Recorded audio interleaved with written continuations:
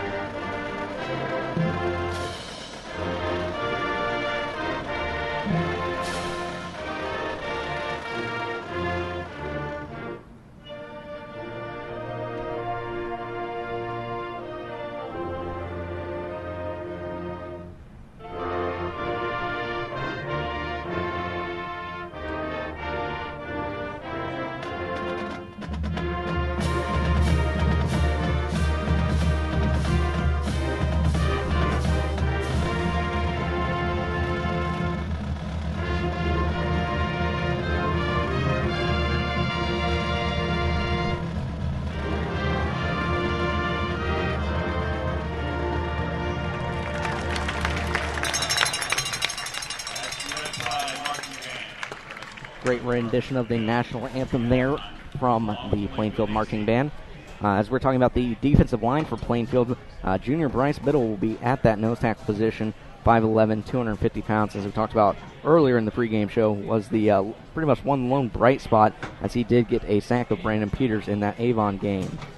The 4 linebackers set up from left to right: Tevin Tomlinson, Hunter Lyford, Wicker, and Coy Anderson. Coy Anderson really the senior leader on this team, 5'7", 170 pounds.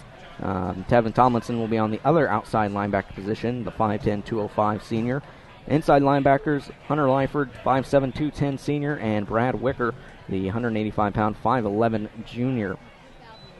In the defensive backfield for Plainfield, from left to right, you'll have junior Corey Bennett, 6'1", 155 pounds. Strong safety Josh Briscoe, the senior, 5'11", 155 pounds. Andrew Zoss will play the free safety position for the Plainfield team, 5'10", 165-pound junior. And then Yeager Barnett will be the right side cornerback, the 5'6", 160-pound senior. You'll see Dawson Anderson and Yeager Barnett both playing the return game, as well as Coy Anderson in the punt return game. Taking a look now at the Terre Haute offense, they're coached by Chris Barrett. He's 7-9 last year. He has a couple of well-known names on this team, including number 4, Nick Barrett, the 5'11", 160-pound junior quarterback for this Terre Haute Patriot team. You also see another Barrett at the split end position, Nathan Barrett, the 5'10", 155-pound sophomore.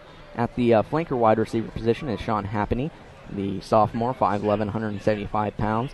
That offensive line for the Patriots from left to right will be Mickey Hettinger, Cody Moshak, Nick Rush, Kyle Lawrence, and Connery Dwyer. At the tailback position for the Patriots, Logan Grimm, the 5'11", 185-pound senior. He had 13 carries for 148 yards as well as 3 touchdowns in that first game against Castle. He'll be backed up by Evan Funkhauser, the 6'2 sophomore. At the fullback position will be Jeremy Humphrey, the 6', 220-pound senior. He had 2 carries for 1 yard in that Castle game, as well as 2 receptions for 30 yards and 1 TD catch. At the tight end position will be Stephen Massey. He's a senior, 6'1", 210 pounds. The place kicker for the Patriots is Nick Guevara, the 5'10", 145-pound sophomore. He's 3 of 3 on PATs this year. The punter is number 26, Josh Shefke. He has a 27-yard average on his punts. For the Terre Haute defense, they'll play in a 3-4 as well as the Quakers. Zach Mount, Connor Dwyer, and Dawson Jenkins will fill the line for this Terre Haute defense. 6'3", 235-pound sophomore is Zach Mount. Connor Dwyer, the 6'2", 295-pound junior. Dawson Jenkins, the 6'2", 250-pound junior. In the linebacker core, the four-man team of Evan Funkhauser, the 6'2", 205 sophomore, and Solo Cooper, the 5'11", 210 sophomore. Junior Ethan Case will be the other inside linebacker at 6 foot, 185 pounds.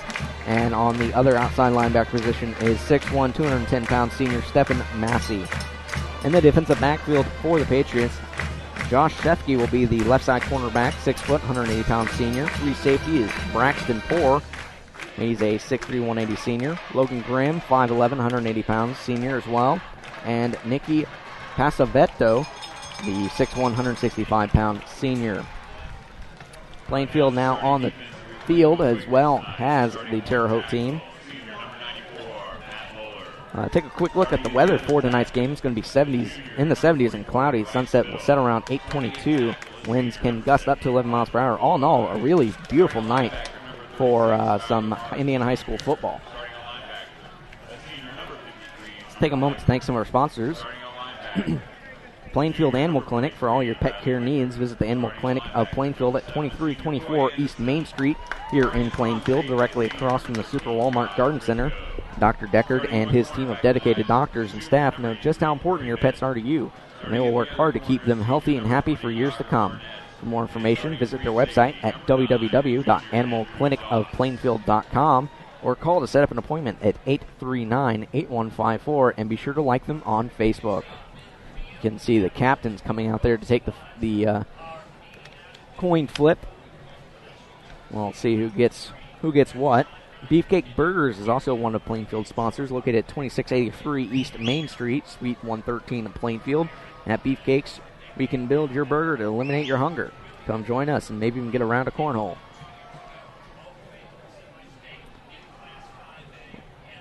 Colin Nicewander is one of them out there of the captains. Plainfield won the toss and will defer to the second half. So it looks like Terre Haute North will receive to start the game. Allstate Insurance, Tim Grandstaff. A message from Tim as a personal financial representative in Plainfield. He knows many local families. My knowledge and understanding of the people in this community help me provide customers with an outstanding level of service. I look forward to helping families like yours protect the things that are important to your family, home, car, and more. I can help you prepare a strategy to achieve your financial goals. His address is 1911 Crown Plaza Boulevard in Plainfield. You can reach him at his phone number at 317-839-1500.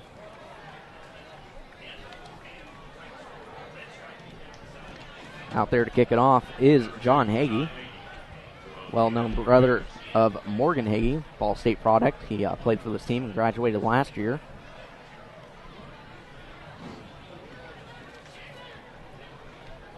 Back deep to return for the Terre Haute team will be Josh Shefke and Sean Happany. Terre Haute in their white top jerseys with the dark blue pants with red trim. They'll be driving from left to right on your screen.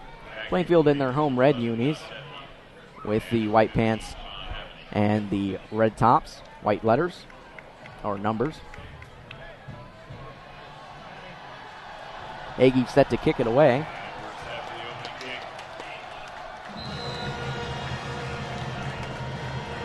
And we're on our way. Nice high kick, goes about to the 8-yard line where it's fielded by Shefke. Cuts over to the left side and gets ahead to the 20 before he's finally brought down. Check that. That's Josh Coffey on the return, the 5'7", 201-pound senior for the Terre Haute Patriots.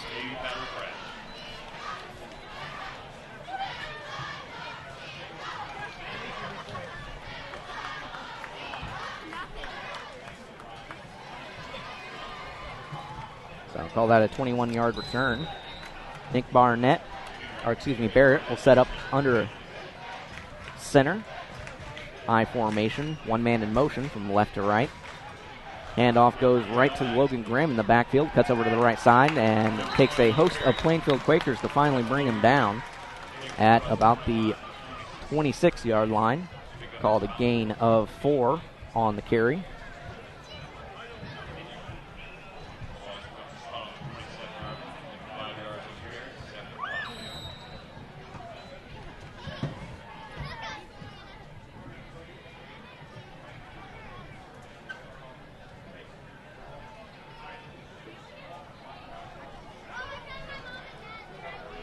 Once again, I formation, bunch on the right side.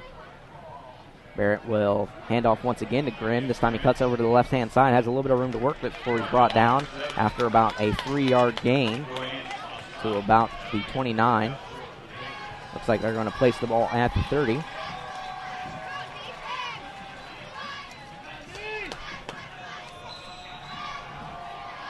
So it'll be 3rd and 2 on the 30. After the 3-yard carry from Grimm. 10:40 left to go in the first.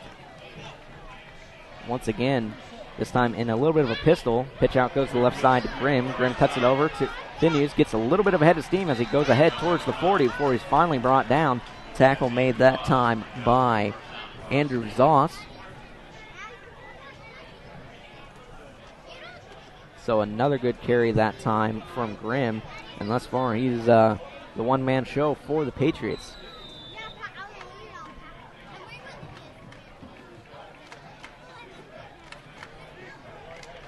So 1st and 10 on the 41. 2 receivers either side. Under center is Barrett. Or check that.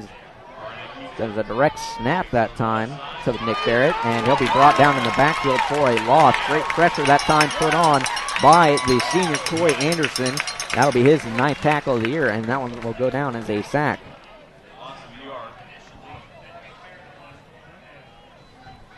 So great job that time on the sack from Coy Anderson. Call that a loss of just 1 for Nick Barrett. So it'll be 2nd and 11 on the 40. This time a right side screen set up for his brother, Nathan Barrett. Gets a little bit, but not much. Called a gain of 4 before he's brought down.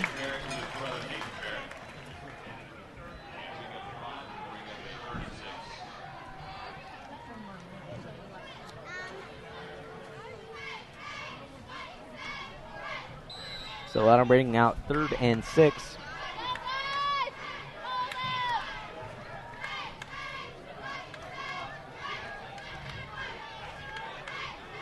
Barrett once again in the shotgun. 2 receivers to the left, 1 to the right. He'll roll to that left side. Has pressure, steps up, evades it. Has room, looks downfield, has a man for the first down and then some before he's finally knocked out of bounds. Tackle made that time by Corey Bennett, but it'll be enough for the first down.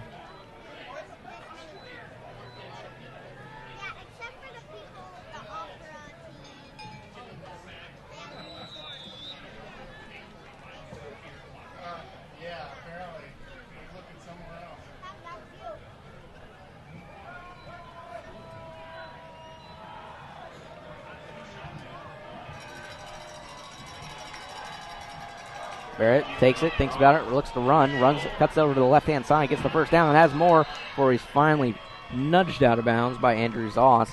We talked about Barrett's rushing ability before the game. He had 23 carries for 173 yards. He's adding that total here now. Didn't really wait for anything to develop. It looked like it was a planned run for the quarterback the whole way. So it'll be 1st and 10 on the Quaker 33. As the Patriots now in Plainfield territory. Nathan Barrett will line up on the right side. No receivers to the left. I formation. Jumbo set to the right-hand side. Barrett will hand off to Grimm. Grimm looks to run up the middle, bulldozing over would-be tacklers for a gain of, call it 6, so that'll bring out 2nd and 6. Stop that time by Andrew Zoss.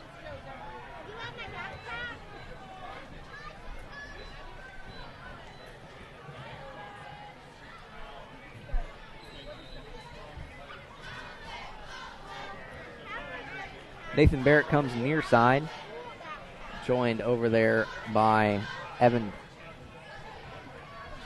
Looks like he's joined over there by Sean Happany in the slot. Barrett will fake the handoff, or check it, does hand off to Grimm. Grimm plows ahead for close to the first down marker. I don't think he quite got there. I think he'll be about a yard shy based on where the refs are looking to mark it. So that'll bring out 3rd and call it 2. So it looks like Terre Haute will try and make their 2nd 3rd down conversion of the game.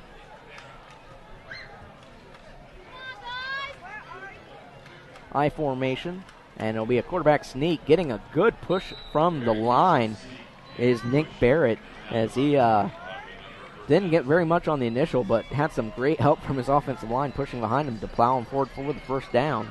So that'll move the chain.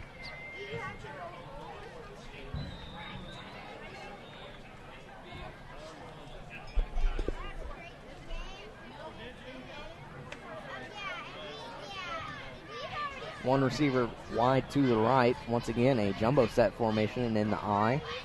Barrett will fake the handoff to Graham, keep it, rolls to the right-hand side, throws downfield, and it's deflected out of bounds. Great play that time by Josh Briscoe for the Quakers to deflect that pass. The intended target that time was Sean Happany.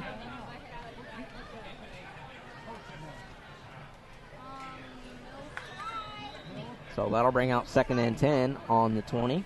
6:46 left to go here in the first at Plainfield High School.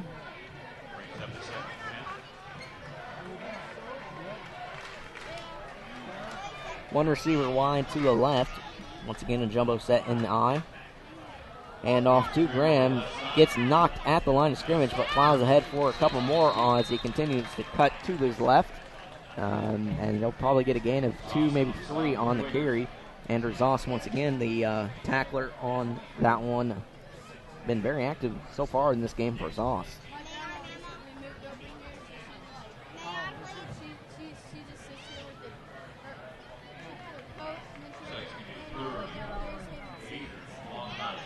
So call it third and 7. Check that 3rd and 8 on the 18-yard line. Happening in the slot. Barrett takes it, rolls over to the right side, looks downfield, finds his brother that time for the nice catch at about the 4-yard line. That's Nathan Barrett there on the reception.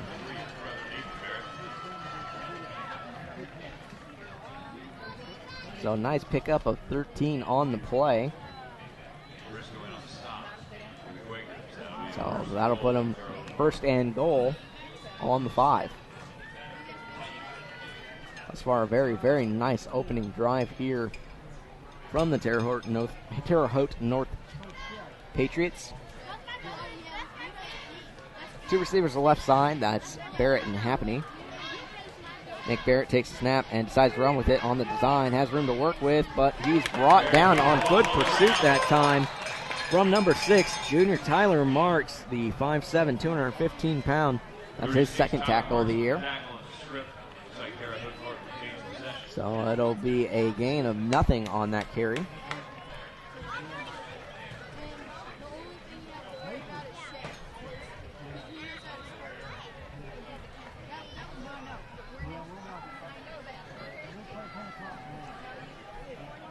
Play clock ticks down to 17. Patriots will line up 1 receiver either side. Near side is Happany. Wide to the left is Nathan Barrett. Nick Barrett goes under center. And he'll hand off to Graham. A little bit of a juggle on the handoff. And he's going to be stopped for maybe a gain of 1, if anything. Great job by Plainfield to capitalize on the mistake there from the Patriots. A lack of communication that time between the quarterback and his running back.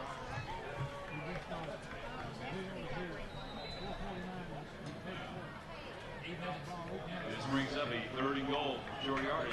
So another third down here facing the Patriots. 3rd and 1.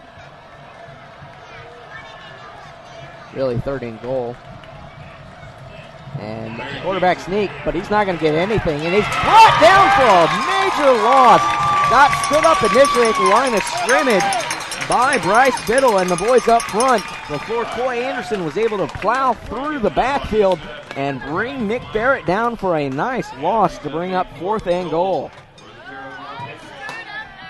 That was a great stand there from this Plainfield defense.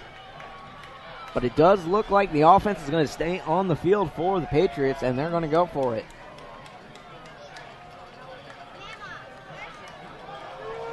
Near side receiver is Nathan Barrett. Man in motion's happening. Nick Barrett rolls to his right, has pressure, evades it, still in pursuit, and throws for the touchdown for a wide open player in the backfield to Nathan Barrett. So great job that time between Nick Barrett and his brother Nathan Barrett. Nathan Barrett just stood in the back of the end zone wide open, and his brother was able to find it. So that'll be the first score of the game at 3:45 left to go in the first.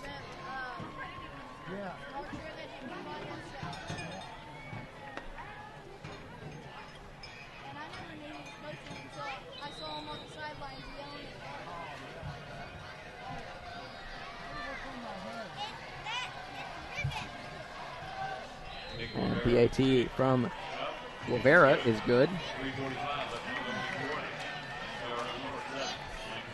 So that'll go down as Nathan Barrett's first touchdown reception of the year. Plainfield did seem to have a very, very nice goal line stand going before the 4th down attempt there. So we'll see if Plainfield's able to capitalize and get themselves on the board. Very, very long, sustained first drive there from the Patriots. That was very, very nice. The Beacon Sign Company specializes in local high school sports and event signage needs. This is their 12th year supporting the Red Pride football program. They are located at 9305 East US Highway 36 in Avon. Call 272-2388 for all your signage needs, or stop by Monday through Friday from 9 to 6. We also wish to thank the following Plainfield football sponsors: Fusion Alliance, Allegiant, Plainfield Self-Storage.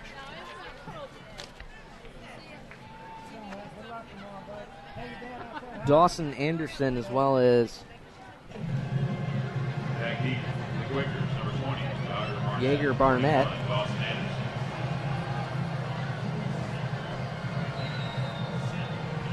Rivera on for the Patriots to kick this one away.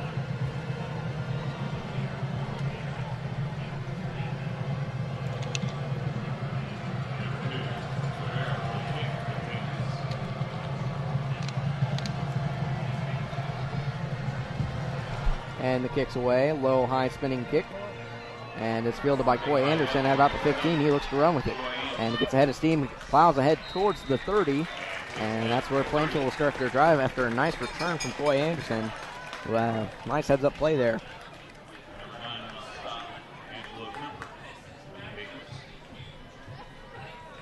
So nice Wander will lead the Quakers out.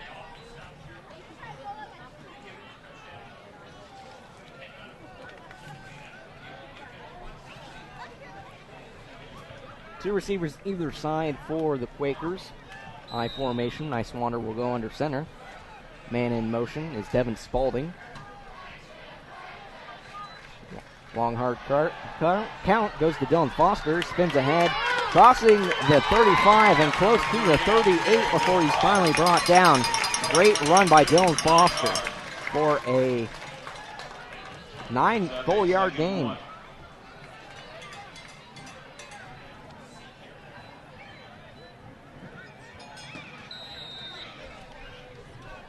So I'll bring out 2nd and 1 for the Quakers. There's 3:11 left to go in the first.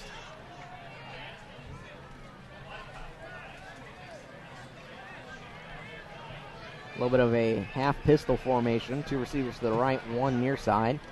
Nice Wander will take it. Handoff once again to Foster. This time he's tripped up after he got the handoff. So it'll go down for no gain. I'll bring out third and short. Call it third and inches, really.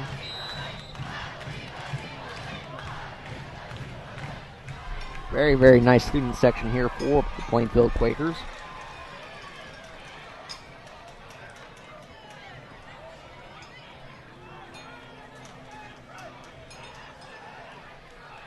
I formation, two receivers either side.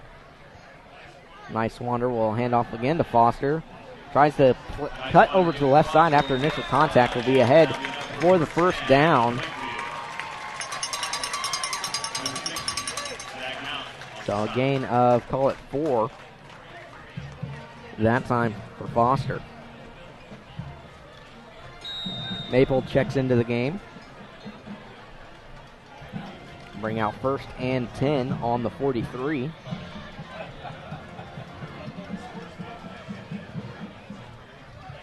Three receivers set. Maple the man in motion. He'll take it on the right sweep. Looking for room to run. Cuts it back to the left-hand side. Flags thrown in the realm of holding. We'll see if that one's brought back. For right now, it's a gain of 4.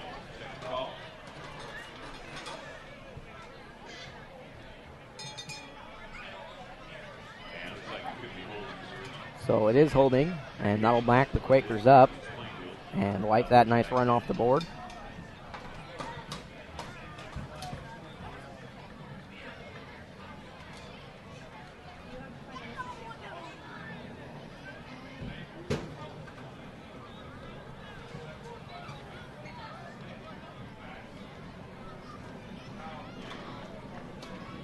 So it'll go back to the 34-yard line. So a very, very long first and 20 now for the Quakers. Two receivers to the far side, bunch formation. Man in motion, Spalding. Nice Wander under center, another man in motion. Nice Wander takes it, hands off to Foster. Foster cuts ahead of steam, has room to run. Ward cuts it back over the left side of the field, still on his feet to the 35 of the Patriots before he's finally brought down around the 32. Great run that time by Foster, kept his head up, knew where the defenders were, and was able to cut and weave his way through traffic. So forget about the first and 20, they can get that back in one single play.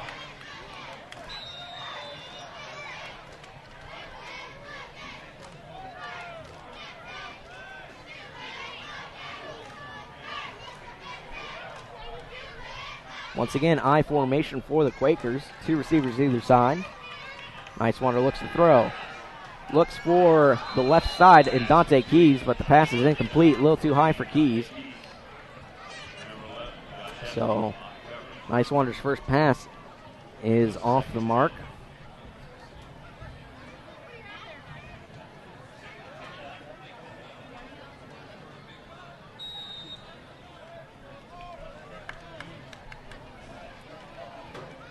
$7-0 Patriots here early. 1:09 left to go in the first quarter. Two receivers near side for the Quakers, one far to the right.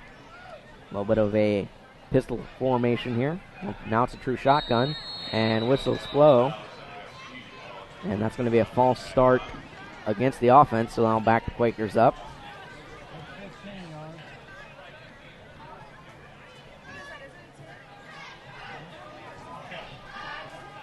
Checking into the game for the Quakers is Clayton White, 145-pound, 5'7" senior, wide receiver.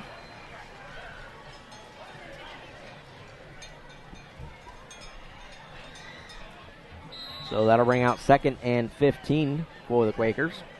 Dante Keys comes near side. White far to the right. Handoff goes to Foster once again. He gets ahead of steam as he plows ahead towards the 30. They'll mark it a little shy at the 31. We'll see if Quakers try and run one more play before the end of the first as the clock ticks down to about 46 seconds. Play clock hasn't started moving yet, so they will have to run at least one. Two receivers near side for the Quakers. I formation. 3rd and 10 on the 31.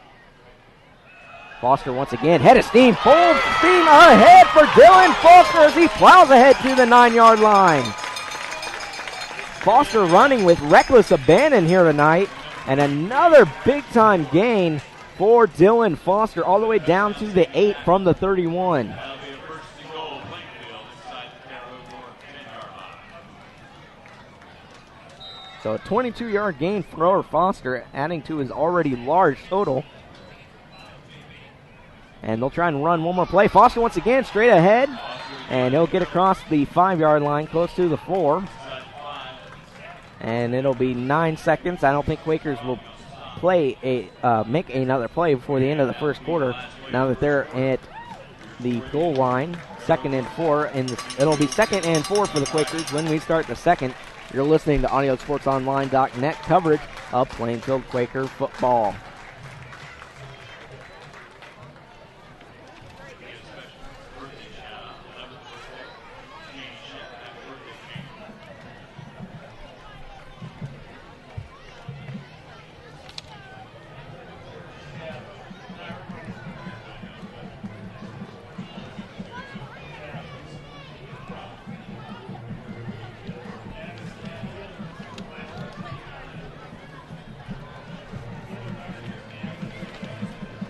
For more than 2 decades, Wicker Construction has engaged in building one-of-a-kind homes and remodeling projects while exceeding client expectations. Delivering projects with professionalism and integrity, Wicker Construction works closely with you, the client, to understand your lifestyle and construction needs. Impact Insurance Restoration is your hometown restoration company for all of your fire, flood, wind, and hail damage needs. Open 24 hours a day, 7 days a week. They are located at 2340 East Perry Road in Plainfield and can be reached at 268-6375. Welcome back to Plainfield High School, where the Quakers trail the Terre Haute North Patriots 7-0 as we start the second quarter. Plainfield having a very, very nice drive here, really on the legs of Dylan Foster, who has really lit up the Patriots defense here early, running with a full head of steam every single time he hits the line. Another I formation here for the Quakers. 2 receivers either side. And the Foster will get it this time. Maybe a gain of 1. Very, very nice stand that time from the Patriots, who were able to really stack it up at the line of scrimmage. So that'll bring out 3rd and call it 3 after the 1-yard gain from Foster.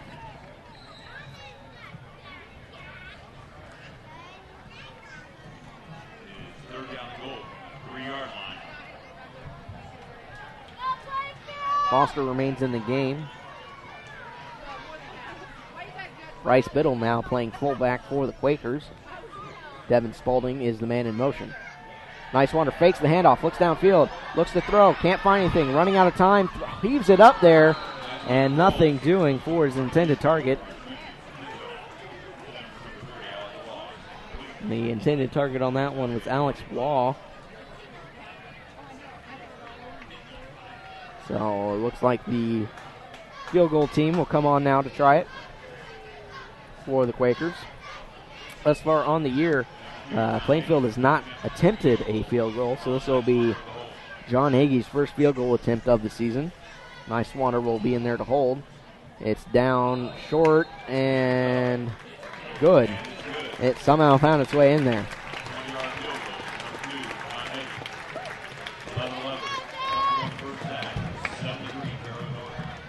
So, calling about 13 yards out for John Hagee on that field goal, and it's now 7-3 in favor of the Patriots. 11-11 left to go in the second. Just joining us, I'm JP Sinclair, and this is AudioSportsOnline.net coverage of Plainfield Quaker High School football. The Quakers are taking on the Terre Haute North Vigo Patriots. Let's take a second to thank some more of our sponsors. For all your pet care needs, visit the Animal Clinic of Plainfield at 2324 East Main Street here in Plainfield, directly across from the Super Walmart Garden Center. Dr. Deckard and his team of dedicated doctors and staff know just how important your pets are to you, and they will work hard to keep them healthy and happy for years to come. For more information, visit their website at www.animalclinicofplainfield.com or call to set up an appointment at 839-8154. And be sure to like them on Facebook. Hagee on to kick it away now for Plainfield. Shefke and Grimm, the deep men. And check that's Happney. Happney has it. Full head of steam at the 30. Cuts it across to the 35. And before he's finally knocked out of bounds at around the 40. The 50. It'll be officially marked, it looks like, at the 49. Did a good job, did Happney, once he got the hole, cut it over to the left-hand side. Figured Plainfield would have tried to shove him out at some point, but just never could quite catch him.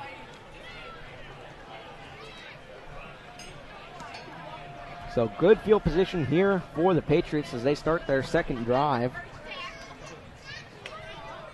Nathan Barrett comes near side. Going wide to the right is Happney. Nick Barrett in a little bit of a pistol formation.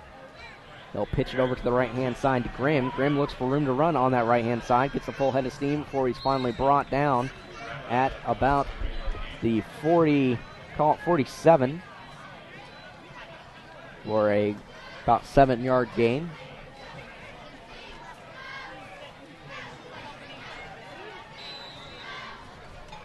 So far we haven't seen a lot of throwing except for that touchdown pass from Barrett to Barrett from this Patriot team. Two receivers near side, one to the right.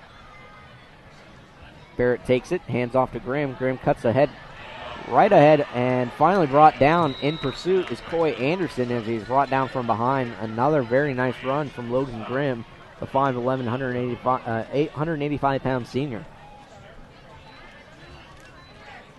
So that'll put the ball at the Plainfield Quaker 27 and bring out 1st and 10.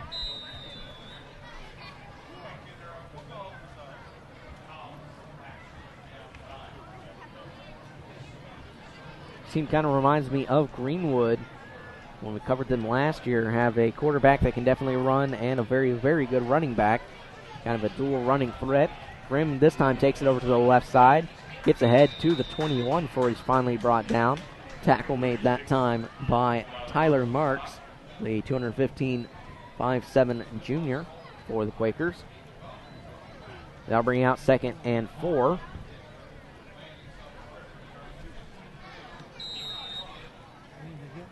.9:35 left to go in the second. Very, very quick moving game. Both these teams definitely favor rushing the ball rather than throwing. Last year, Plainfield rushed on 70% of their offensive plays. I formation. Barrett this time pitches out to the right side to Grimm. Grimm looks for room to run.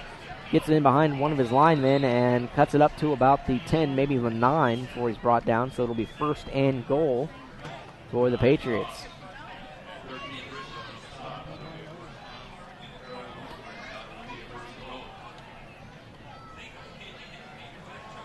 Thus far, the Quakers haven't had much of an answer for Logan Grimm in the backfield.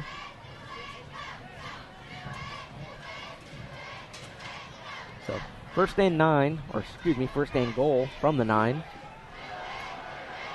Shotgun formation, 2 running backs either side, and Nathan Barrett taking himself, cutting over to the left side, in pursuit, and finally knocked out of bounds that time by Josh Briscoe after a very, very big game from Nick Barrett.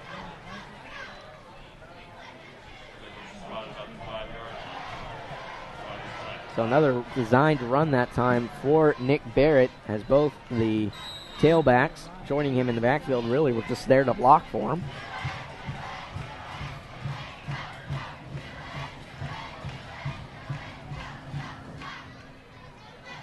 One receiver goes far side, that is Nathan Barrett.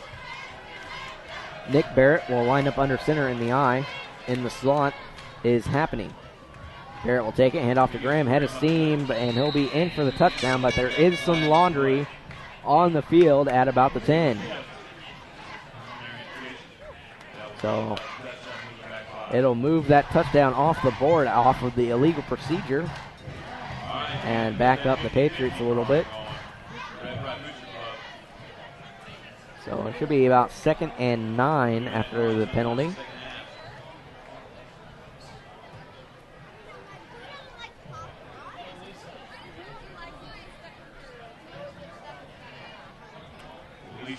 working at 50-50. 8:46 left to go in the second.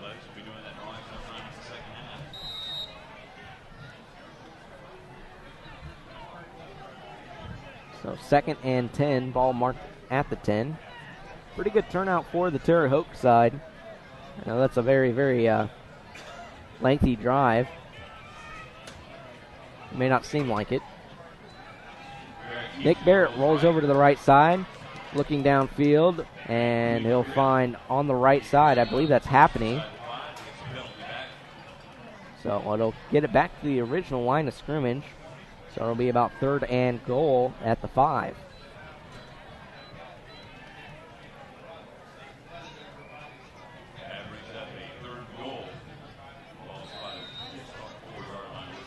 Clock continues to move here in the second. Very, very quick moving game thus far. 30 minutes in, and we're almost 8 minutes left in the second quarter. One receiver near side, I formation for Nick Barrett. He'll hand off to Graham, or check that, Barrett keeps it, looking downfield, and it's deflected. Great job on the deflection by Coy Anderson. Intended target, I believe that time, was Jeremy Humphrey, the fullback, 6 foot, 220-pound senior. So that'll bring out 4th down. We'll see if the Patriots go for it. Looks like they're bringing their kicking team onto the field.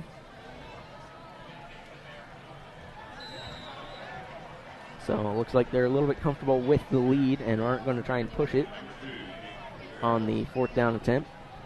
And they'll just settle for the field goal attempt. Rivera on to kick for the Patriots. Hold is good. Straight ahead kick is line drive through. So that'll make it 10-3 in favor of the Patriots. We'll be right back.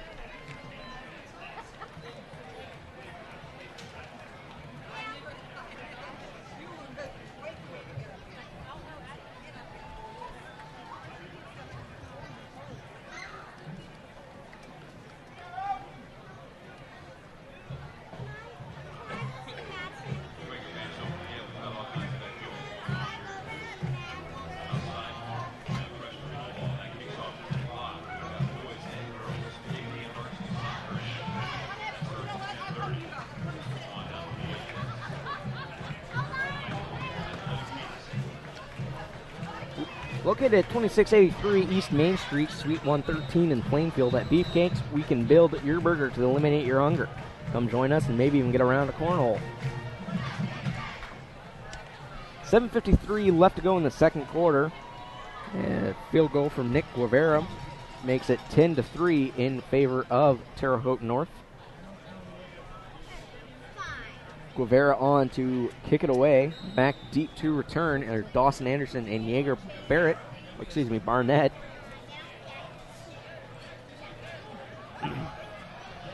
Ball placed at the 40.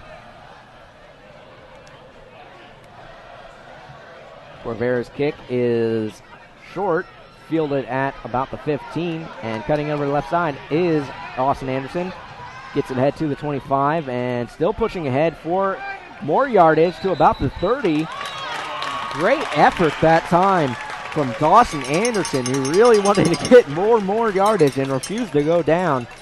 Great return there and great effort on the return there from Dawson Anderson. So it'll be 1st and 10 at the 31 for Plainfield on their own 31. Plainfield had a successful first drive that resulted in a field goal. Would like to try and tie it up here. 7:43 left to go in the second. Nice Wander in the shotgun, hands off, fakes the handoff, and gets ahead for a quick little giddy up to Dawson Anderson, who evades tacklers and dives ahead to the 50. So very, very nice setup there for a 20-yard gain from Dawson, from Nice Wander to Dawson.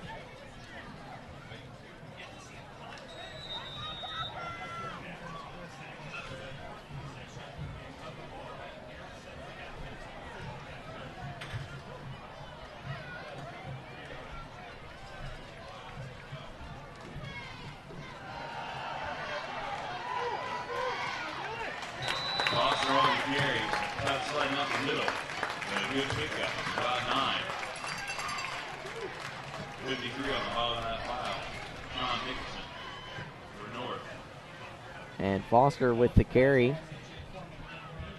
Gets it ahead for 9. So it'll be 2nd and 1 on the Patriot 41. Quakers now in enemy territory with 6:50 left to go in the second. Nice Wander in the eye, fakes the handoff, will keep it, looking ahead, stepping up, nowhere to go with it, looks to run, has room to run to the left side. Looking outside, gets to the 30, to the 25 before he finally rushes out of bounds. Great awareness that time by Nice Wander. Saw the pressure coming from the left side, stepped up, saw they had room to work with on that left side, and just took it to the left and was able to find plenty of room to work with. So a great rush that time. Getting ahead to the 25 is Nice Wander from the 40. I'm sweating. Great job I'm doing. I don't know what I'm doing, but I'm sweating at it. Okay, how many do you want? All of them? Shotgun formation for Nice Wander. Hands off this time to Jacob Maple. Jacob Maple looks to work and finds some room to run. Flag throws from the back. Once again, possibly in the realm of holding, so that might be wiped off the board after the gain of 4 from Maple.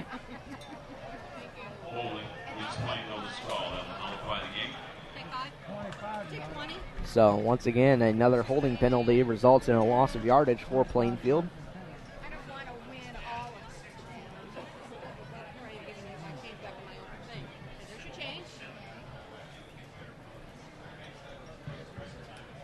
So after the holding penalty, it'll be 1st and 20 from the 35.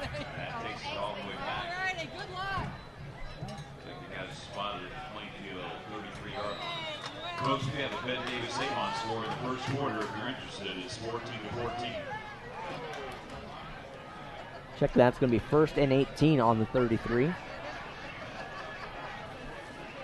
Nice Wander with 2 tailbacks in the backfield with him. Motion man is Maple. Nice Wander will take it and hand off to Foster. Foster cutting ahead, looks for room to work with, cutting midfield to the right side before he's finally brought down. Tackle made that time by Braxton Poor, the free safety. Whenever your free safety is the one making a tackle on a running back, it's never rarely a good thing for your defense. So back towards the original line of scrimmage for the Quakers. So on the 8-yard gain is Foster. Foster thus far running with a reckless abandon here in the first half for the Quakers. 2 receivers to the far side, 1 near side. Nice Wander in the pistol.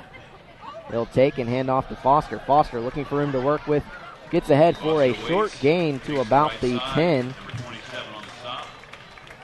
It'll be enough to get a new set of downs, so it should be 1st and goal from the 10. Maybe 1st and 10 from the 11. So yes, Plainfield will have the opportunity to get another first down if they don't get it in the end zone, but can get it to the 1. So it'll be 1st and 10 from the 11. After another short gain from Foster.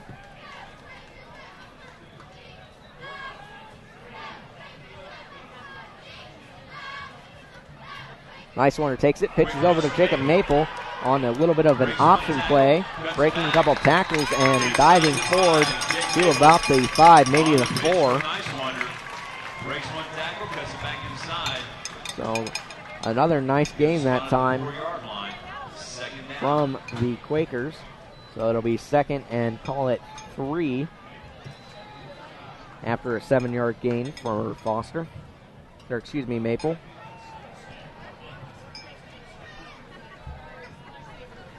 .440 left to go in the second quarter. Dante Keys goes far side. Near side is Luke Middleton. Nice swanner. Gives to Foster, who is going to be stopped at the line of scrimmage for no gain. 10 rushes already here for Foster. He's been quite a workhorse for the Quakers thus far. So that'll bring out 3rd and 3 on the 4. 4:05 left to go in the second. Plainfield trails by 7.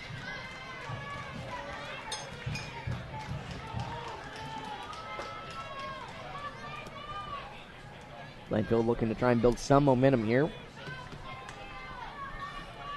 Jumbo formation, no receivers either side for the Quakers in a power I.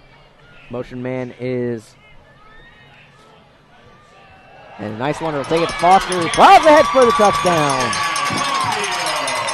So another great run from Foster from 3 yards out for his first touchdown of the season. And thus far, Dylan Foster has been the name of the game here for the Plainfield Quakers as he's been able to really run over this Terre Haute defense. Hagee now on to try the PAT. And it's good. So 3 yards out for Dylan Foster will make the game all tied up at 10 apiece. We got another first quarter score to report. 3:37 left to go in the second. We'll see if what the Patriots have doing before the end of the half. Take another second to thank some more of our sponsors. A message from Tim. As a personal financial representative in Plainfield, he knows many local families. He has outstanding knowledge and understanding of the people in this community and can help provide customers with an outstanding level of service. He looks forward to helping families like yours to protect the things that are important. Your family, home, car, and more. He can also help you prepare a strategy to achieve your financial goals. His address is 1911 Crown Plaza Boulevard in Plainfield. 317-839-1500 is his phone number. After the Dylan Foster 3-yard rush and the following PAT from Hagee, that makes it all tied up at 10 apiece with 3:37 left to go in the second. Hagee set to kick it away. Happany and Krim are the return man for the Patriots. Hagee's kick very, very low and short. Will take one hop and be fielded at about the 26. And plowing ahead to the 35 is number 44. I don't have him on my roster, though.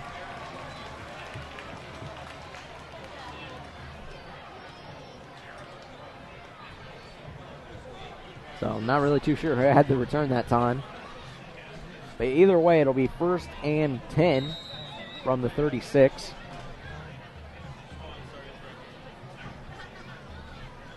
Nick Barrett, 3 receivers to the right side, looks to set up a quick screen to his brother, Nathan Barrett. Nathan Barrett weaving around traffic and getting ahead for about an 8-yard gain, maybe 7 actually. So we'll bring out 2nd and 3 for the Pioneers. Happany comes near side as well as Grimm. Nick Barrett will be in the shotgun. Takes it, rolling left, looking downfield, stepping up. And he's trying to evade pressure, but he's brought down for a sack by Coy Anderson. That is Coy Anderson's 2nd sack of the game. Coy Anderson able to get over his, get around his defender and lunge forward and bring Barrett down by his legs for the shoestring sack. So that'll bring out 3rd and call it 6 for the Patriots, who have taken their first timeout. We'll take a timeout ourselves and thank some of our sponsors. The Beacon Sign Company specializes in local high school sports and event signage needs. This is their 12th year supporting the Red Pride football program. They are located at 9305 East US Highway 36 in Avon. You can call 272-2388 for all your signage needs, or stop by Monday through Friday, 9 to 6. We also wish to thank the following Plainfield football sponsors: Fusion Alliance, Allergent, Plainfield Self-Storage. Welcome back. If you're just joining us, we're all tied up at 10 apiece as the Plainfield Quakers are hosting the Terre Haute North Vigo Patriots. It's 2:51 left to go in the second. Patriots with the ball at about their own 40-yard line, following a nice sack from Plainfield's Quakers' own Coy Anderson.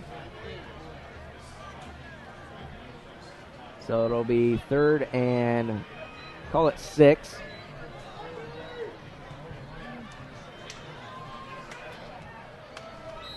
Nick Barrett in the shotgun. Takes it, rolling right, looking downfield, and deflected, maybe intercepted.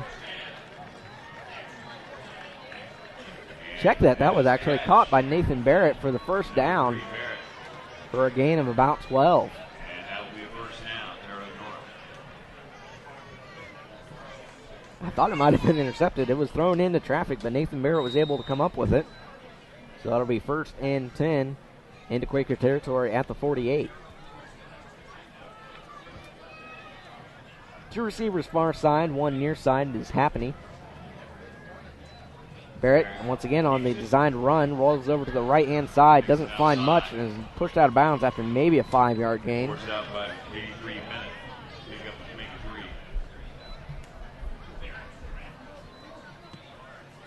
So it'll be 2nd and call it 7 after a 3-yard gain from Nick Barrett.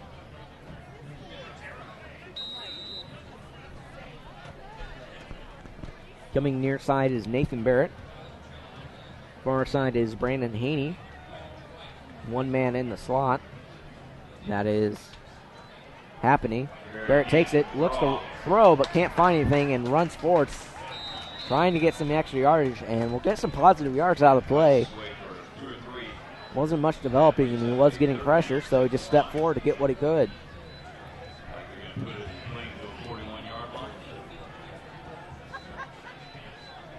So Plainfield did defer, so they will receive the second half kickoff. 3rd and 3 on the 41. Barrett takes it, looking downfield, looks to run, and he'll be brought down after a very, very short gain. Tackle made that time by Ronto Roy. Talked about his motor earlier, the 6'1", 315-pound senior. And it will be enough for a first down, though. So it'll bring 1st and 10 on the 38. 1:50 left to go in the second. Game had been moving pretty fast up until this 3-minute drive. 2 receivers either side. Nick Barrett takes it, designed run. Literally a designed option, but he never had to use it as he plows ahead before he's finally brought down by Andrew Zoss after about an 11-yard gain. So it'll move the chains again. Ball spotted at the 25 of Plainfield.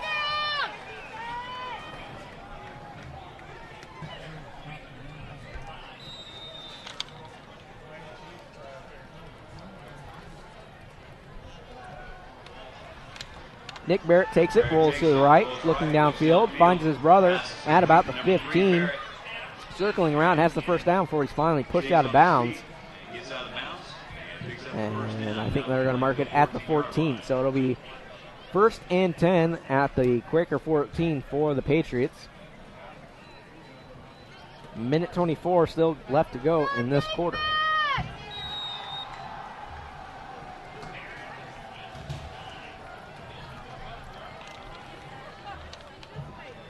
Barrett already thrown more tonight than he did last week against Castle. Pitch to Graham over the left side. Pitch goes to Graham. Gets to the 10, to the 9, before he's finally pushed out of bounds by Coy Anderson. Maybe got ahead to the 8. We'll see exactly where they spot it here in a moment. Actually got ahead all the way to the 7-yard line, it looks like.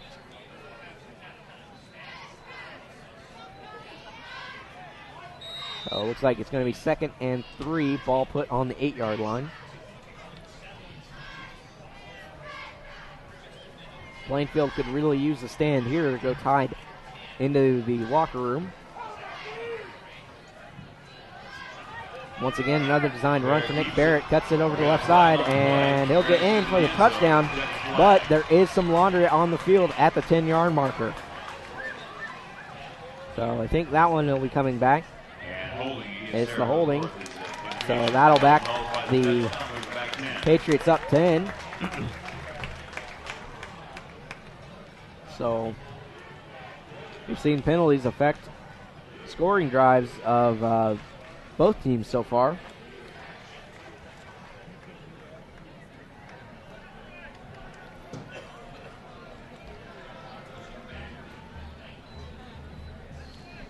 So it'll be 2nd and 19. The Patriots can still get a first down before it becomes 1st and goal. 2 receivers far side, 1 near side. Nick Barrett in the shotgun.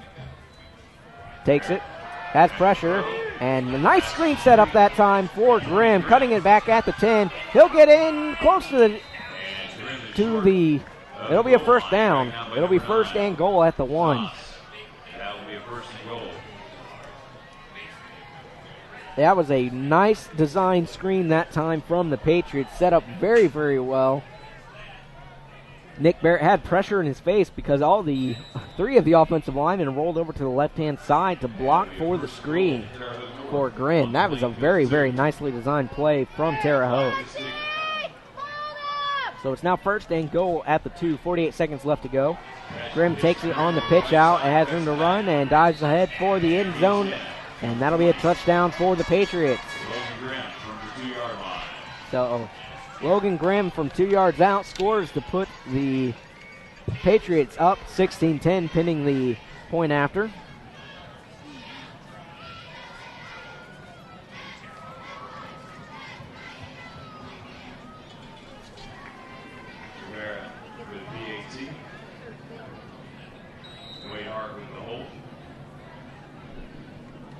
Guevara on to kick the PAT.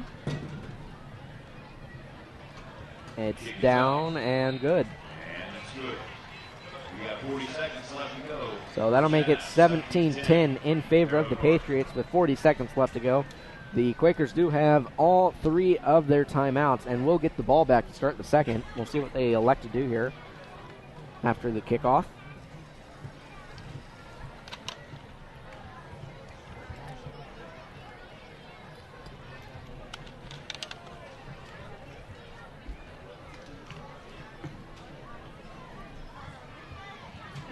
Thus far, it's been a back and forth game. Nick Barrett had the first score to his brother Nathan Barrett, put the score 0-7 in favor of the Patriots. Iggy and the Quakers countered with a field goal to make it 7-3, and then it was made 10-3 on a Guevara field goal. And then Foster had another nice sustained drive for the Quakers, and from 30 yards out was able to capitalize with the PAT from Hagee. And then Grimm had the 2-yard rush just a second ago with the Guevara PAT good to make it 10-17 in favor of Terre Haute.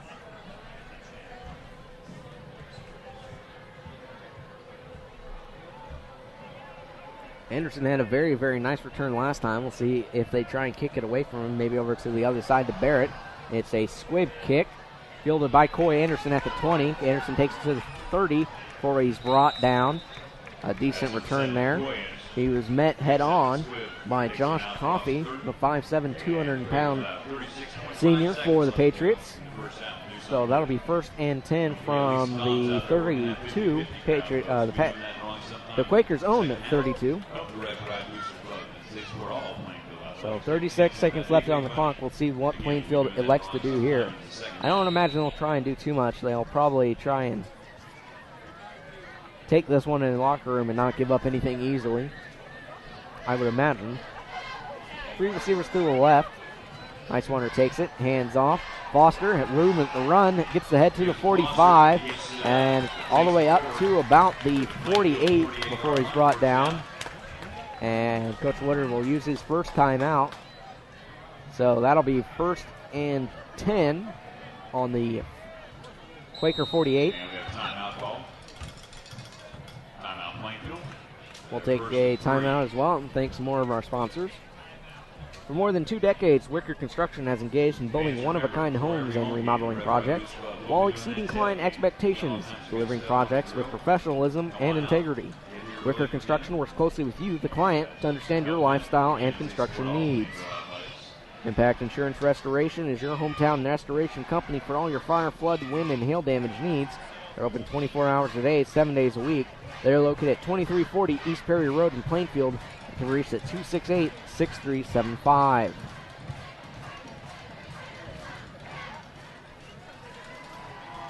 Dylan Foster continues to be a workhorse here for the Quakers. Already 12 rushes in this game. 30 seconds left to go in the second quarter. I'm JP Sinclair. You're listening to AudioSportsOnline.com coverage of Plainfield High School varsity football. Beautiful night. I don't think you can ask for a much better night for Indiana High School Athletic Association football, as it is a gorgeous evening thus far. We got a Brownsburg Lawrence North score. Brownsburg's up 21-7 on Lawrence North.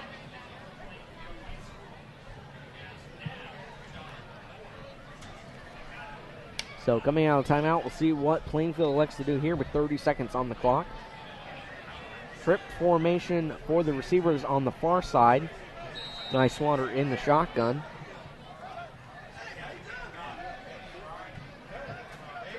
Nice Wonder looks to throw. Sets up the screen to Keys on the right side. Keys bouncing left side. Doesn't get much. There is a flag on the play. And that'll be a hold, it looks like.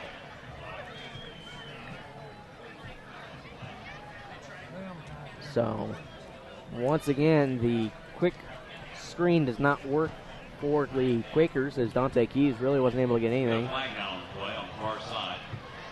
Waiting to see what the call is.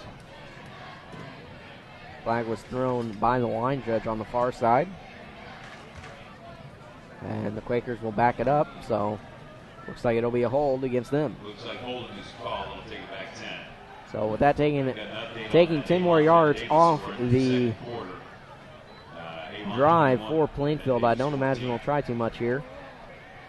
23 seconds left to go in the second quarter.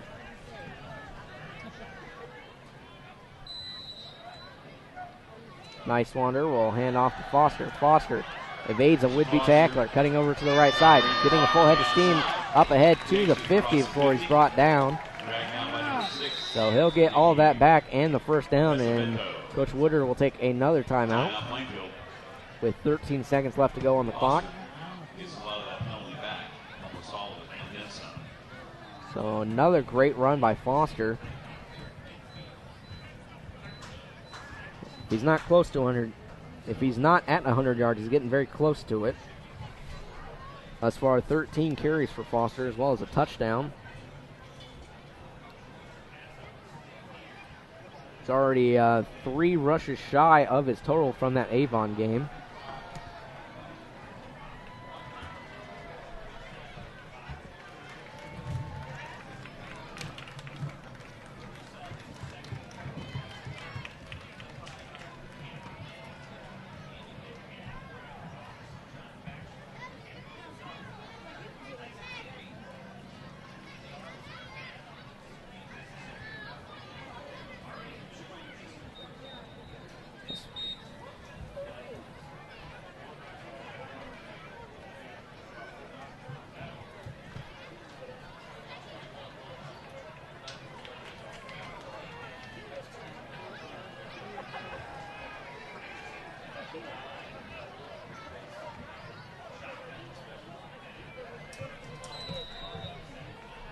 Three receivers to the far side. Low snap. Nice one. Fields it. Looking downfield.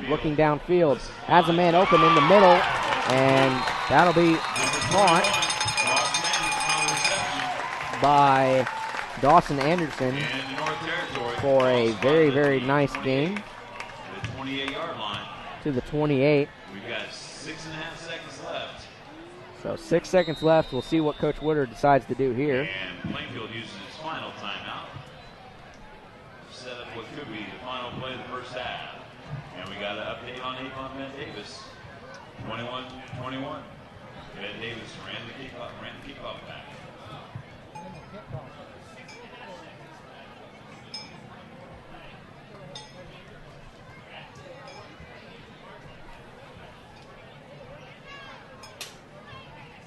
So a 21-yard gain that time from the Quakers.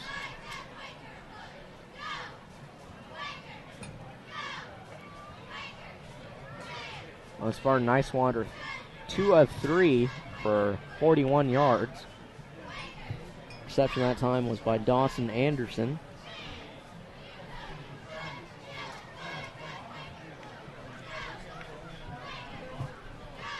We'll see what Coach Woodard elects to do with his last play here. Only 6 seconds left to go on the clock. Be a very, very long field goal. I know if it was Morgan Hagee, he might consider sending him out there. Hagee had that kind of leg. I'm not sure if John Hagee has quite the same leg strength yet. So it looks like they will try and run a play. 2 receivers far side and 2 to the near side. Nice Wander will be in the shotgun. Last play of the first half coming up here. Nice Wander takes it. Looking downfield. Has time. Great pressure coming down from the right side. Rolls out. Still on his feet. Looking downfield. Lofts it up for the end zone. And it'll be a jump ball between Jacob Maple. And it'll be knocked down. No flags on the play, so that'll end the second quarter in the end of first half. We'll take a quick break. You're listening to AudioSportsOnline.net coverage of Plainfield Quaker football.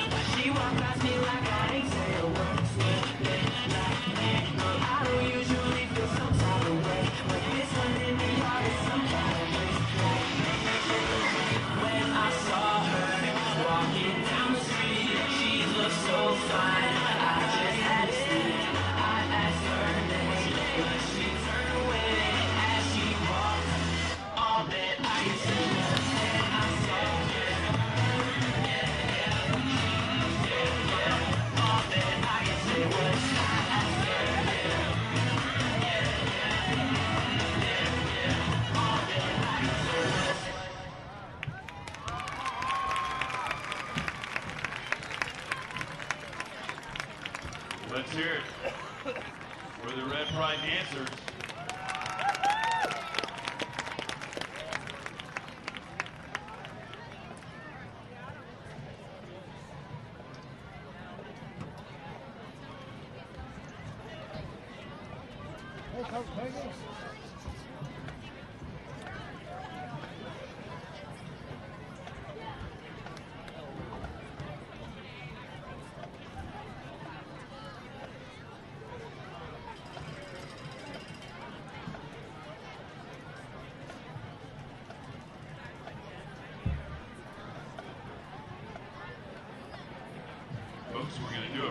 raffle that you got for Kendra's Call for Comfort. We're going to draw that ticket right now.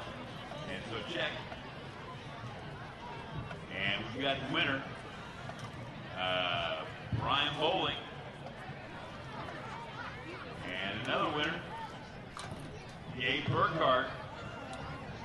Gabe Burkhardt's back in the house. And our other winner for Kendra's Call for Comfort, Evan Clark.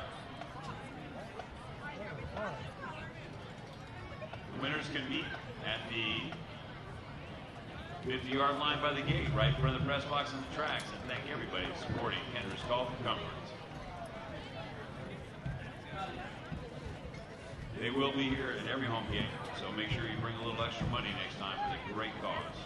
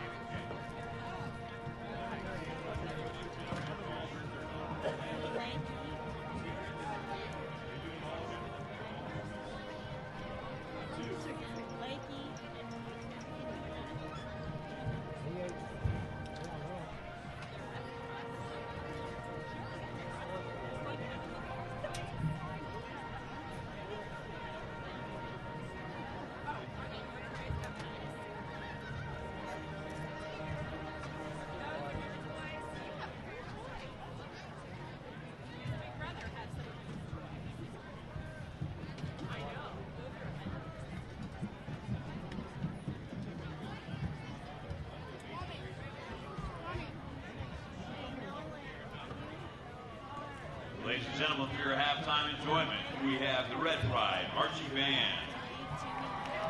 Under the direction of Mr. Michael Carpenter, led by drum majors Helen Goss and Lacey Freeman, with the first two movements of their show this year called Secrets. Ladies and gentlemen, the Red Pride Marching Band.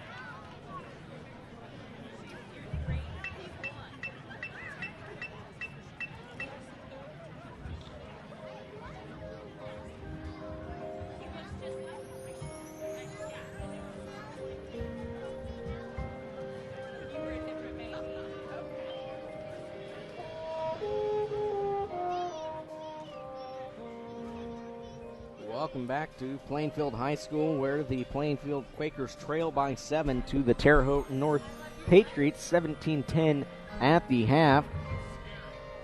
I'm JP Sinclair. Let's go and take a look at how we got to our 17-10 score.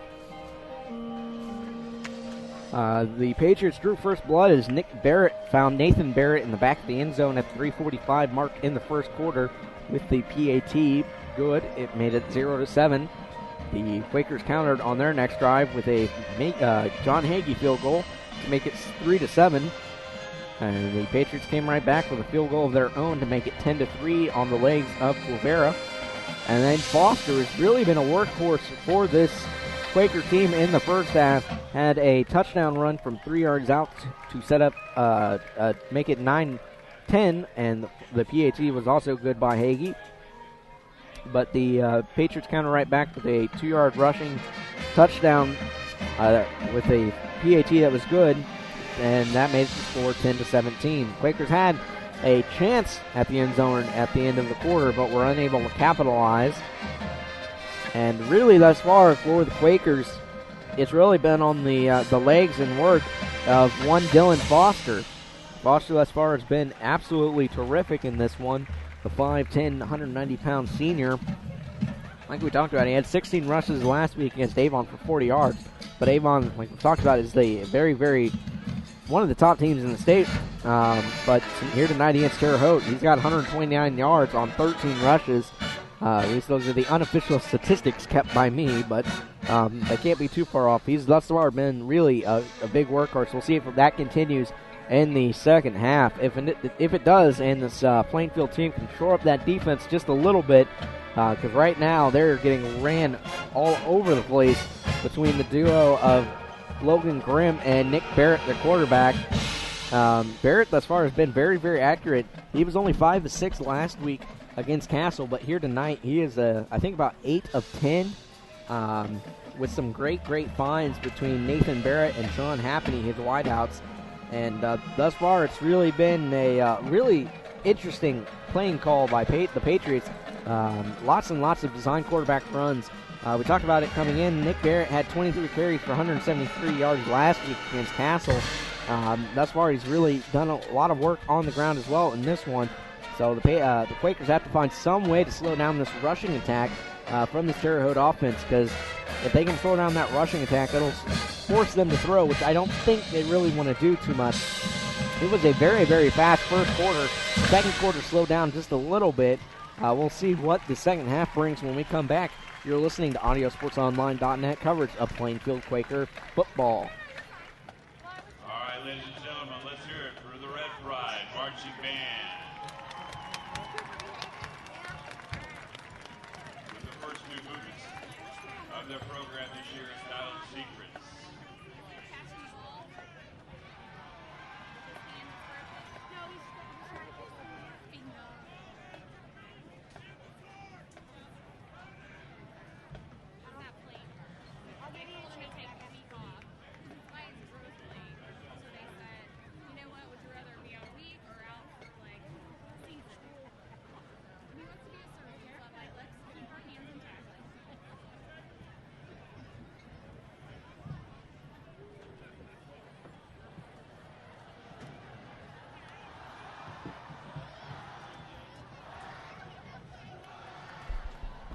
Welcome back to Plainfield High School. We'll go ahead and take a look at some of the other scores from around the state, starting with the big matchup, Avon against Ben Davis. Right now, Avon is up over Ben Davis 21-14 in the second. Avon is 0-4 in the Coach Bless era, so hoping to try and get off that schneid and get the win here tonight. Bloomington South is all tied up with Martinsville. Brebeuf Jesuit is up over North Montgomery 14-0 in the second. Broad Ripple and Evansville North all knotted up at 0. Monrovia is blanking Cascade 42-0 in the second. Columbus North against Columbus East is 10-7 at the half. Bury Meridian up over Decatur Central 14-11 in the second. North Decatur is trouncing Edinburgh 45-0 in the second. In the second, Lafayette Central Catholic leads Huron Catholic 14-0. Kokomo up over Tech 21-6 in the second. In the second, LaPel over Franklinton 24-0. Brownsburg leads Lawrence North 21-7 in the second. Mooresville up over Danville 20-0 in the second. Mooresville will be the Quakers' opponent next week. Yorktown and Muncie Central all knotted up at 7. New Pal is up over Richmond 14-7 in the second. In the first, Fishers over Pike 12-0. Terre Haute, that's the score here. Shelbyville over Franklin 17-13 at the half. And Heritage Christian is up by 3 over Triton Central 10-7. And McCutcheon leads West Lafayette 14-6 in the first. So those are some scores from around the state. Like I said, the big one to keep an eye on is that Avon-Ben Davis game. Also interested to see what that final score of that Brownsburg game will be, but thus far it looks like Brownsburg has a great upper hand. I think Brownsburg may be on the way to a pretty good season. They got a lot of offensive weapons there that are now seniors that have had a lot of years to gel together. Same with Avon. Avon has a lot of offensive weapons. I think defense is really going to be the major question mark for them, but we'll just have to wait and see. For Plainfield thus far, it's been the Dylan Foster show through 2 weeks. as he goes, they go. And thus far, with Foster running the way he has, it's really opened up some nice throwing abilities for Colin Nicewander, who's 2 of 3 in the first half for 42 yards. And defensively, Corey Anderson has been a very, very big key piece for this Quaker team, as he has already sacked the Terre Haute North quarterback Nick Barrett twice. When we come back, we'll have the start of the third quarter. You're listening to AudioSportsOnline.net coverage of Plainfield High School varsity football.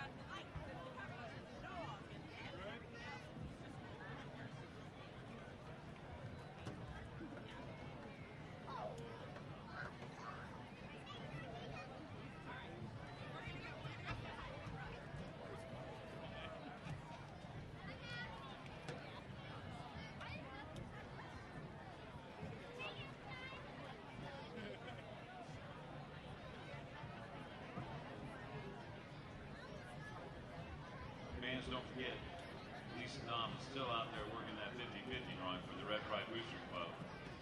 We'll be doing that drawing sometime in the third quarter. So take a chance on that big money and help the Red Pride Booster Club as they support all of Plainfield athletics.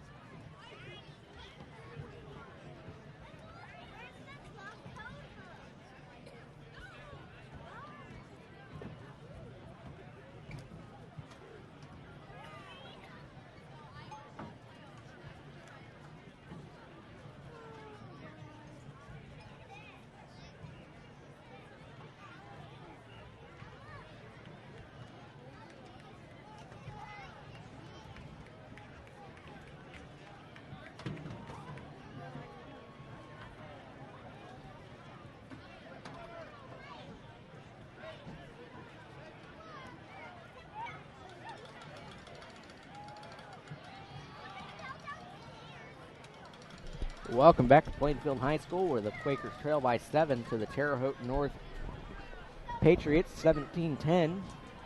As we get set to start the third quarter, I'm J.P. Sinclair, and you're listening to Plainfield High School Varsity Football on AudioSportsOnline.com. Plainfield deferred in the first half, so they will receive the second half kickoff with a good opportunity to try and get some points on the board to make this a tied game. And we're getting ready to set for the second half. Plainfield will get the ball. Rivera will be on to kick it away. Back deep to return. Looks like it.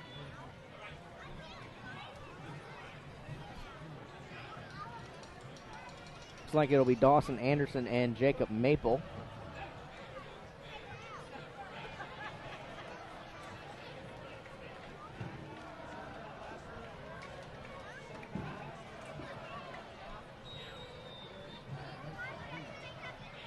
Very quick onside kick. Might catch Plainfield off guard, but it is recovered by Quakers. 43 for the Quakers with a heads-up play. Heads up that time by Bradley Wicker to fall on it. And Plainfield will start off with good field position. A little bit of trickery there from the Patriots.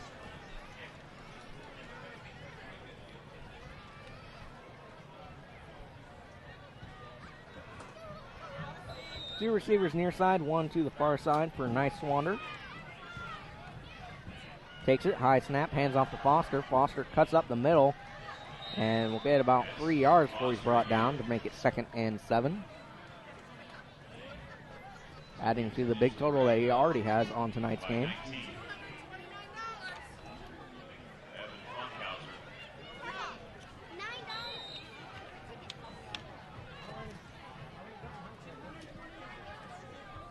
Two receivers far side, one near side for the Quakers. Niswander once again in the shotgun.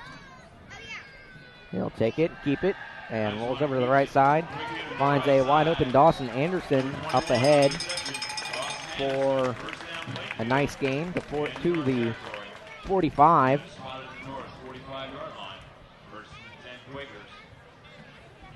So gain of 17 on that one.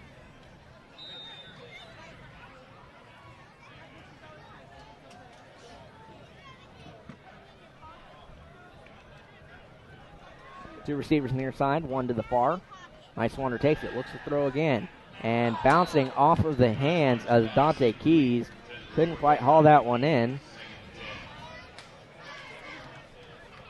That throw was on the money, but Dante Keys just unable to haul that one in.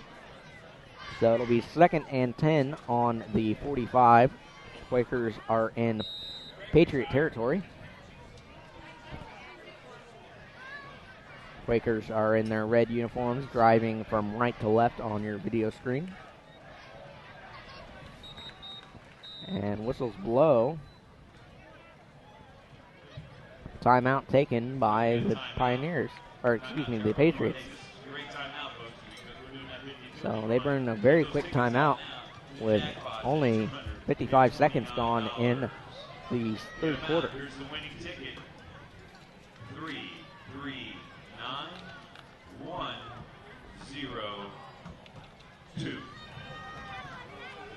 The Beacon Sign Company specializes in local high school sports and event signage needs.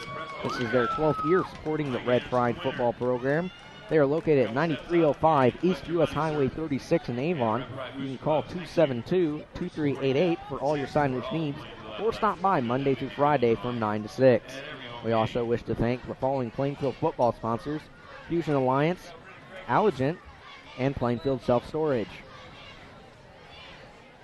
So following the very early timeout in the third quarter, I'm guessing head coach Barrett for the Terre Haute North team didn't like what he saw from the Plainfield offense thus far. Continuing to go with a 3-receiver set in the shotgun is Niswander. He takes it, rolls to the right, keeps it himself, getting ahead for a nice gain of about 10. That'll be close to a first down. check it in a second, but for right now, that's going to go down as a 10-yard rush by Nicewander. He has 2 rushes for 25 yards so far on the night.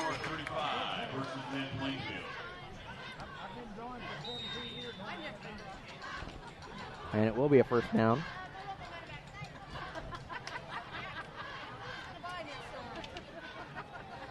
So once again, 2 receivers go far side, 1 to the near side. Nicewander in a pistol.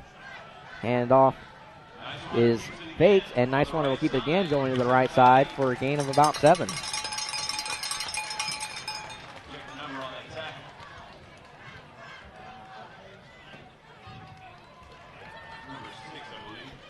Nicewander now at positive yardage on his rushing attempts on the season. After a dismal rushing game, really it was a sacking game against Avon. But in high school football, if you get sacked, that counts as a rush. So that counts as net negative yardage. 2 receivers either side for Plainfield. I formation, Nicewander under center. This time he'll hand off to Foster, who tries to get ahead of steam. Gets a gain of 1, so it'll be 3rd and short.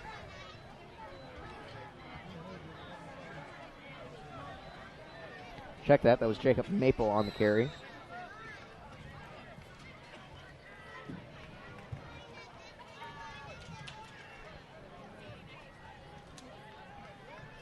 So 3rd and 1.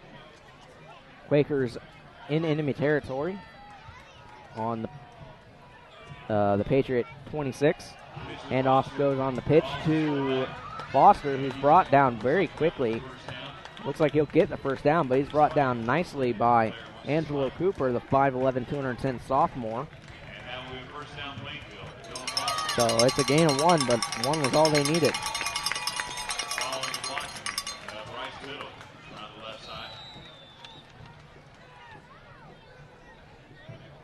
So very, very nice opening drive here from the Quakers. Once again, a 4-receiver set for the Quakers. Nicewander in a pistol variant. And he'll fake the handoff, looking ahead. Nice catch that time for a very, very short gain, but a beautiful catch by Dawson, who bobbled it, was able to still bring it in for a gain of, call it 5. Actually got a little bit more after he hauled it in.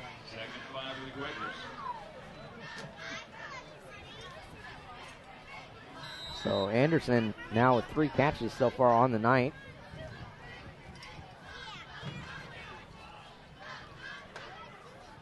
That's 43 yards receiving does Anderson so far. 3 receivers far side, 1 to the near. Nicewander in the shotgun. Foster right beside him. Nicewander takes it, rolls over to his right, looking downfield, looking. Can't find anything. Will decide to get some positive yardage before throwing it away. So that'll be an incomplete pass. Nicewander now 4 of 7 on the night throwing the ball.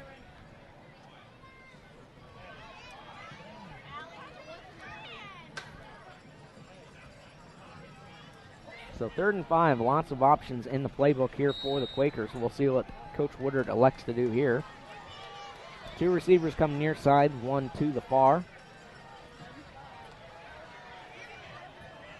Once again, 3 yards back is Nicewander. Handoff goes to Foster. Foster up ahead in the middle, has room to run all the way to the end zone, plowing over would-be defenders for the touchdown. So a 19-yard rush from Dylan Foster for his 2nd TD of the night.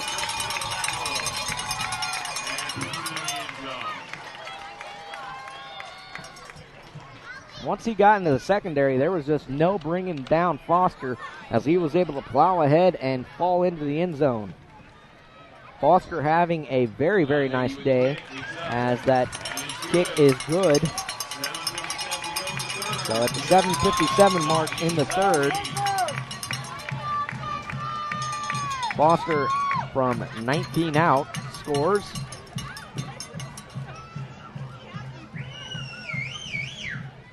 So thus far, a very, very nice offensive game from both teams.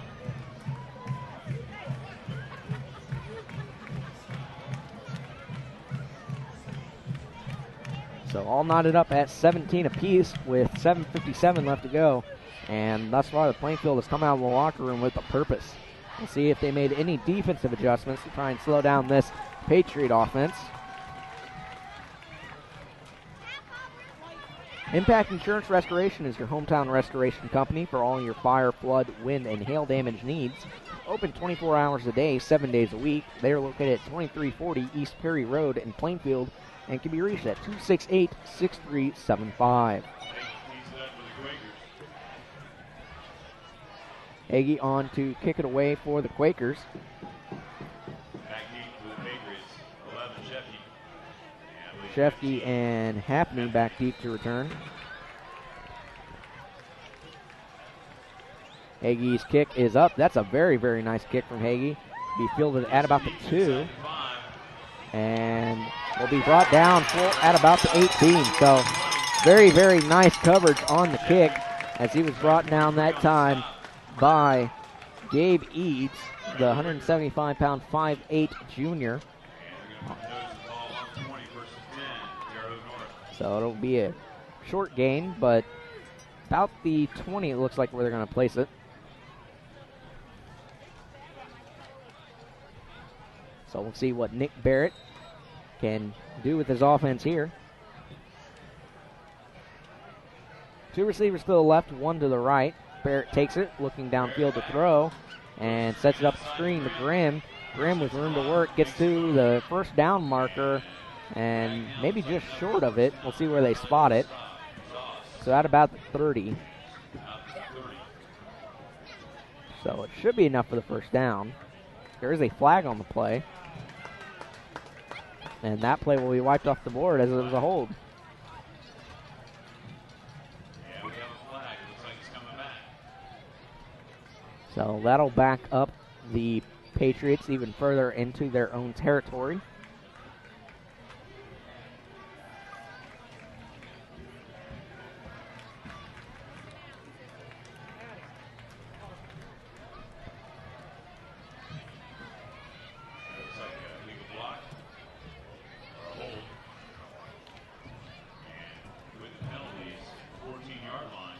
So the ball will be placed at the 14-yard line, and it'll be 1st and 16 for the Patriots. 3 receivers near side, 1 to the far side. Barrett takes it, has pressure. Another screen, this time to the left side for Grimm. And this time he'll be brought down at about the 20 after a short gain of about 6. Coy Anderson, among others, in there for the tackle. So it'll bring out 2nd and 9. So it'll be 2nd and 9.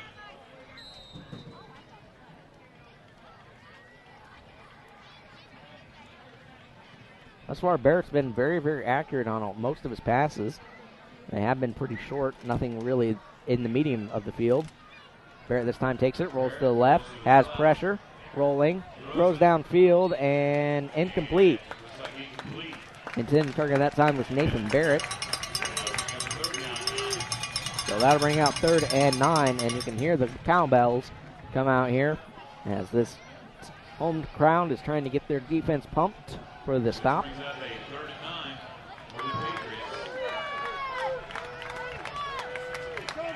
Haven't had any punts thus far in this game. It's been an offensive showcase for both teams.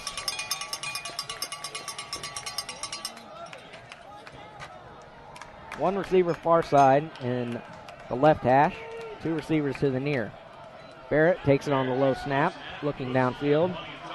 Has plenty of time, and pass is not caught. Unable to haul it in as his intended target of happening. So that'll bring out 4th down and the punt unit. Shefke is the punter. He had 3 punts for 82 yards against Castle. Coy Anderson is going to return this one. He has 1 return on the season thus far for 0 yards.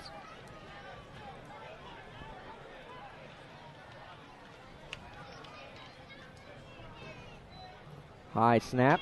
And almost, it is blocked. Partially deflected. And looks like Plainfield fell on it.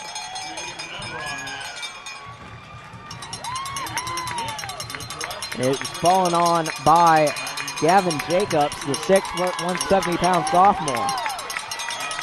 So Plainfield will get the ball back in excellent field position.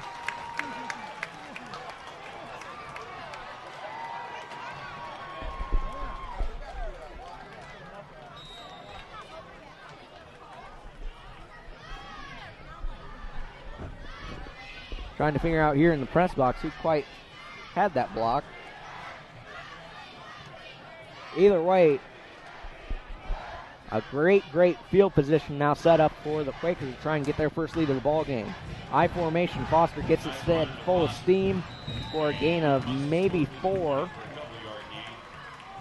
Up ahead to about the 21.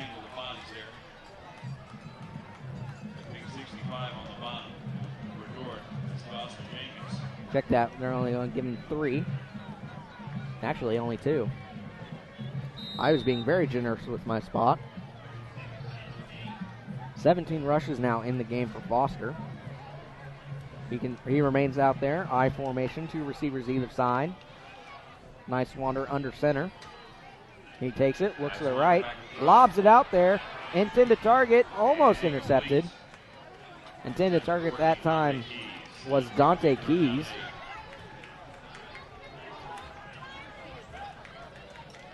So that'll bring out 3rd and 8. This is a field goal that would be within Hagee's range. He was knocking it out from about 40, the 30-yard mark, so about 40 yards out earlier.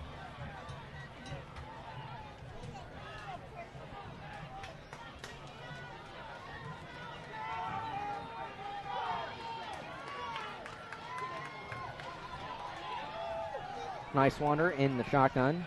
2 receivers near side. Fakes the handoff, rolls to the right, and that one's not fooling anybody. They'll go ahead for about 2 yards. That's about it.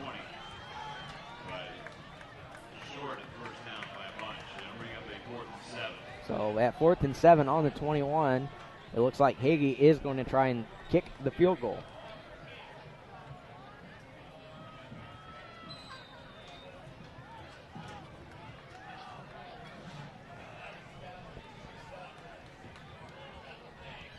It's up. It looks good. And it is. So at 5:14 in the 3rd quarter, Hagee knocks through a field goal to make it 20 to 17, excuse me. So we'll take a quick timeout, and when we come back, we'll see if the Quakers can hold on to this 3-point lead that they've given themselves.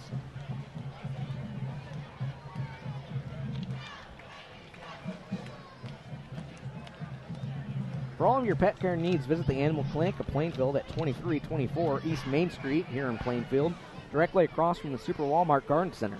Dr. Deckard and his team of dedicated doctors and staff know just how important your pets are to you, and they will work hard to keep them healthy and happy for years to come. For more information, visit their website at www.animalclinicofplainfield.com or call to set up an appointment at 839-8154. And be sure to like them on Facebook. Hagee now on to kick it away.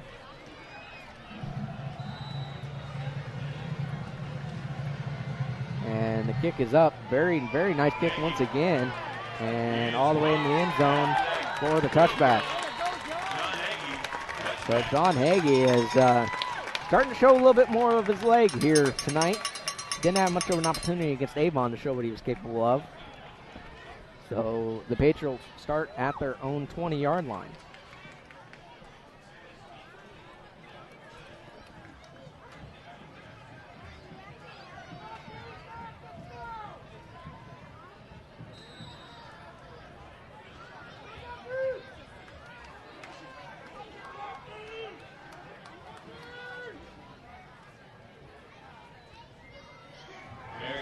Barrett keeps it on the quarterback keeper, and we'll plow ahead to about the 20, call it the 28. Zoss among others there on the stop for the Quakers. So that'll bring out 2nd and 2.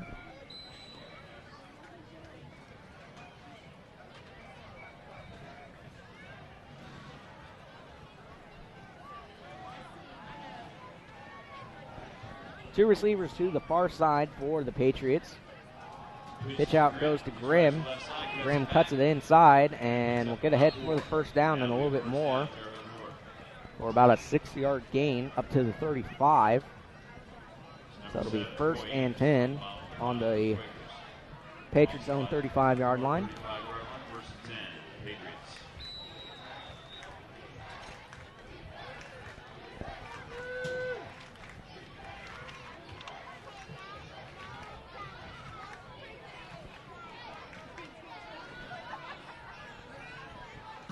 One receiver near side. Barrett takes it, hands off to Grimm. Grimm cuts inside the hash marks and is brought down after a short gain.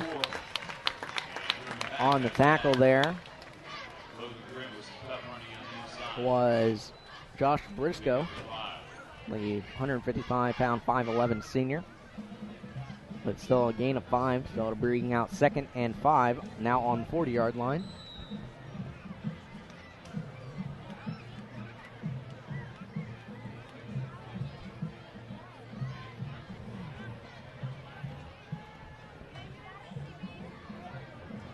Two receivers far side, none to the near side. Two tailback set. Typically, we've seen Barrett run out of the set, and that's exactly what we see here. And this time it wasn't fooling anybody. Great penetration and read that time by number 93. That is Devin Spalding, the 5'11", 230-pound senior. Like I said, I don't really think that set is fooling anybody for the Patriots. Anytime they have that two tailback set back there in the shotgun with Nick Barrett, you can guarantee it's a quarterback run. That's all they've done out of that formation. So a great job, probably from the film room that time by Spalding.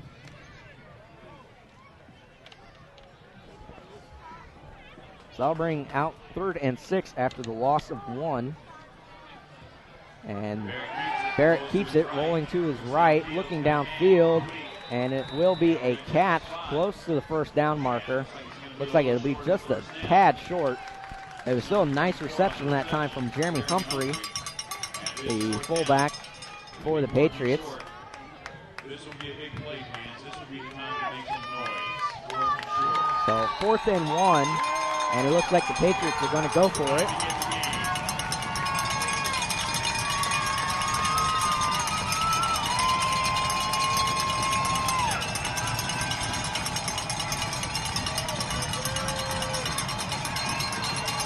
Hear the crowd getting loud here at Plainfield High School, and it forces a timeout.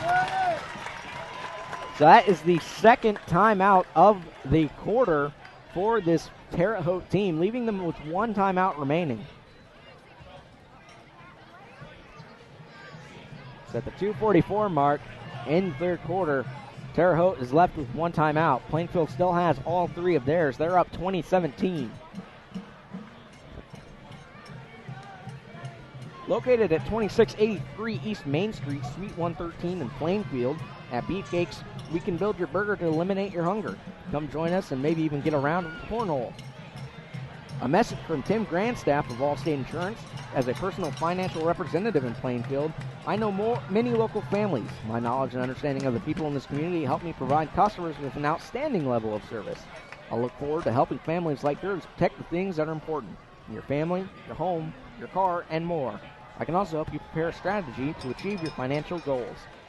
He is located at 1911 Crown Plaza Boulevard in Plainfield. 317-839-1500 is his number. So 4th and 1, Patriots come out. 2 receivers far side, 1 to the near side. Barrett in shotgun formation. Low snap, Barrett fields it, and he'll be scored. Great job that time to wrap him up by Bryce Biddle, and also in on the stop was Matt Moeller, the senior, 6'2", 220 on the stop. So that'll be a turnover on downs for Plainfield, and once again they have the ball off of a turnover in Patriot territory. So Quakers lead by 3 with an opportunity to put more points on the board before the end of the third. That was a great defensive stand there from Plainfield.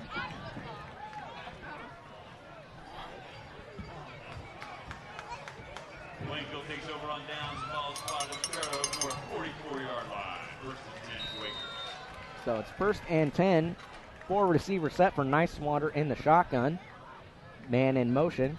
And it'll be a jet sweep coming over to the left side for Dawson Anderson as he gets ahead towards the 36. So it'll be a gain of 6 on the rush for Dawson Anderson. Second 4. So called a gain of 6. That's Anderson's first rushing attempt on the night. He had 4 rushes for 14 yards against Plainfield. So it'll be second and call it 4. 3 receivers far side and 1 near. This time handoff goes to Foster up the middle, and he'll be met fairly quickly. Still plowing ahead for gains. So at least we'll call that a 3-yard run by Foster to make it 3rd and 1. Looked like it would have been a lot less, but Foster continued to push the legs and was able to get extra yardage on that rush.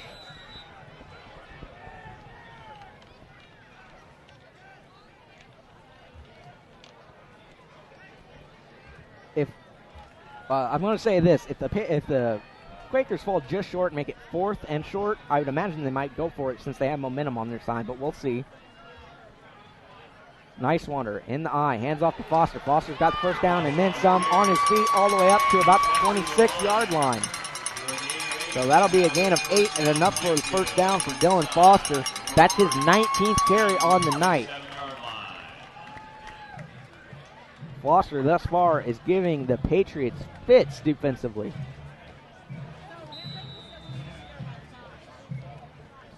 .112 left to go in the third quarter. Patriots now driving for a hope to capitalize on their lead. 2 receivers near side, 1 to the far for Nicewater. Handoff is fake to Foster, and in the open flat is Dawson Anderson, who gets it up to about the 9-yard line. Or check that, the 11.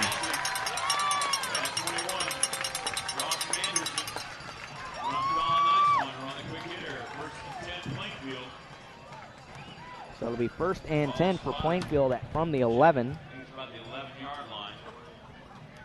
After the gain of 16 for Dawson Anderson.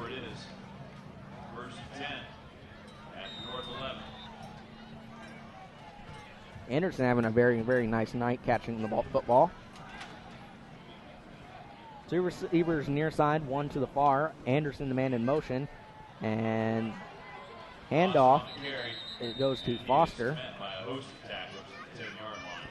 Looked like a fake jet sweep. I wasn't sure if Nicewater had it, or Foster had it, or Dawson Anderson had it. But in the end, it was Foster ahead for a gain of 1. It's his 20th rush of the night. As the clock ticks down, that might have been the last play of the third. 19 seconds. The play clock's up by 19 now. So that'll be the end of the third. At the end of 3, the Quakers up over the visiting Terre Haute North Patriots 20-17. You're listening to AudioSportsOnline.com coverage of Plainfield varsity football.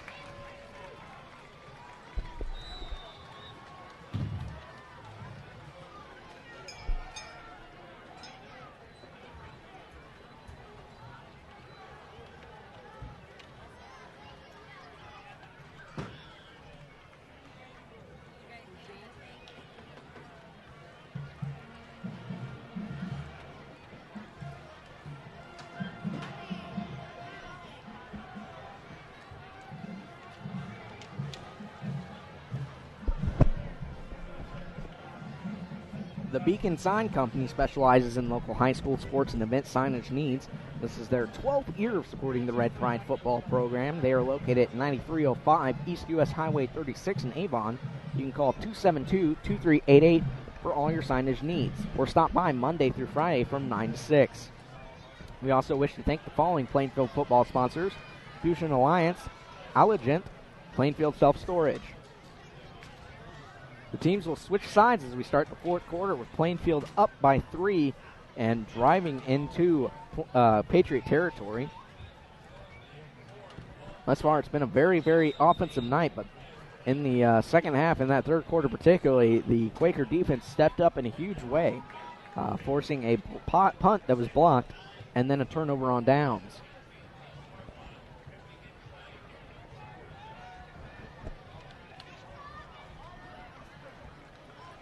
Gavin Ritter to the near side for the Quakers. Looks like two receivers to the far side. Nicewater in the shotgun.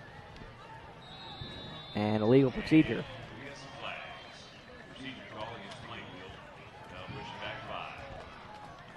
So after the illegal procedure, there'll be a loss of 5, so it'll be second and 14. Ball was spotted on the Terre Haute North 15-yard line.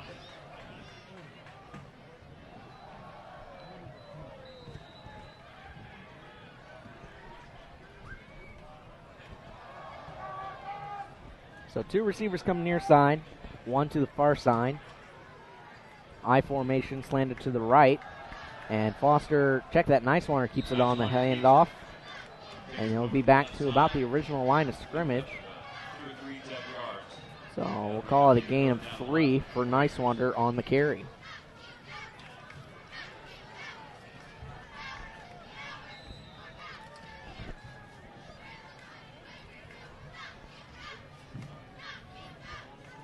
So that'll bring out 3rd and 11.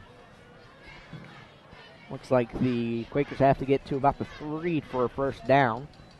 So we'll see what they elect to do here. They're within field goal territory now for Hagee. And timeout taken by the Plainfield Quakers.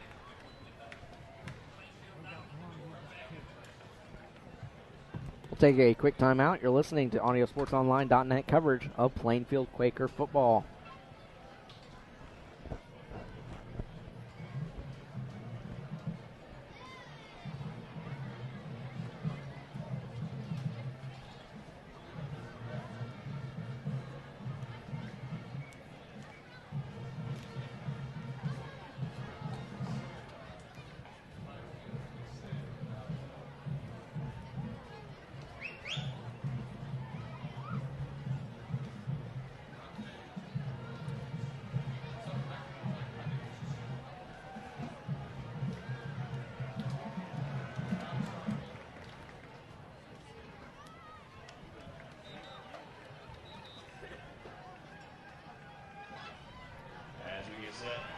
Resume play. 3rd down 11 for the Quakers. So it's 3rd down and 11. Foster now with 20 rushes on the night for 193 yards. Nicewater under center. Steps back, lofts one to the end zone, and it's caught for the touchdown. That was a beautiful throw on the lob up to Dawson Anderson for the touchdown. So, from about 12 out, Dawson Anderson scores on the touchdown reception from Nicewater. And that'll put the score 26-17, pinning the PAT. And it's up and good. So it's 11-14 mark in the fourth quarter. Nicewater finds Anderson for the 12-yard catch.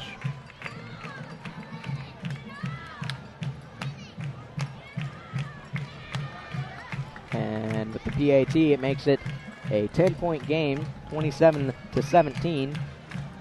In favor of the Quakers.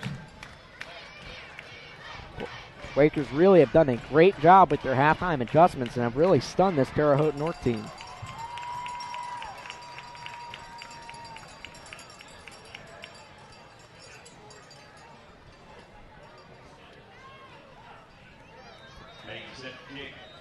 Hagee had a touchback on his last kick. We'll see what he's able to do here. Hagee much smaller than his brother. He's only 5'10", 145 pounds. He's a junior. This kick's a straight kick and will be fielded at about the 8-yard line. Crossing the 20 to the 25. Up close to the 29-yard line goes the return man for the Patriots. I believe that was Happany. It was. So it'll be 1st and 10 at the 30-yard line for this Terre Haute offense.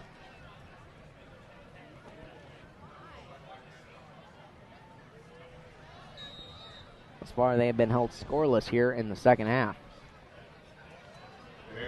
Barrett on a quick pitch to Grimm, gets up to the 38-yard line. I'm sorry, the 34-yard line for a gain of about 3 yards. So that'll bring out 2nd and call it 7.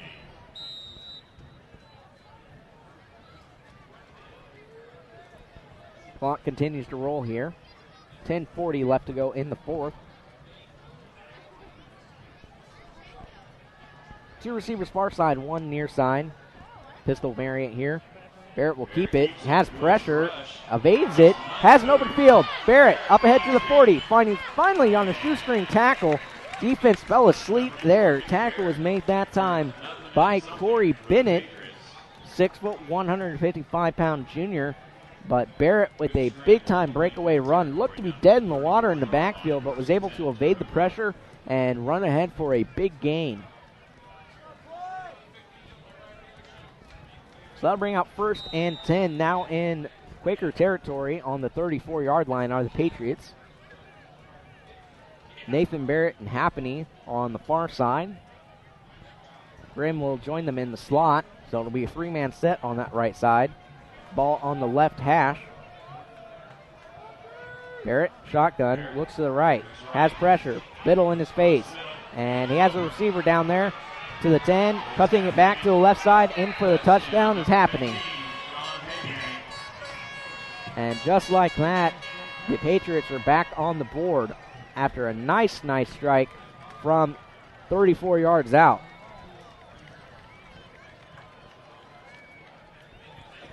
Barrett to Happany.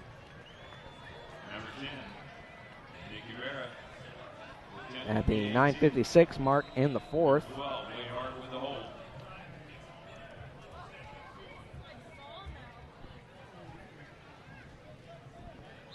And there's whistles blowing after the kick. So it'll be an illegal procedure penalty that'll back up the PAT attempt. So the PAT is still pending.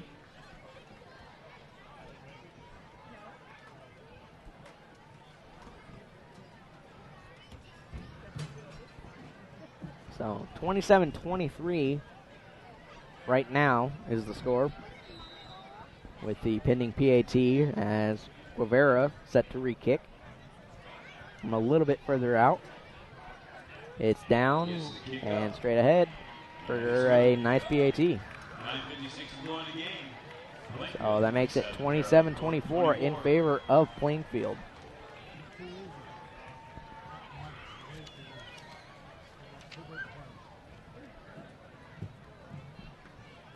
So with 9:56 left to go in the 4th, we'll see what Plainfield has going for them now, as the Patriots were able to answer off the quick 2 scores from Plainfield.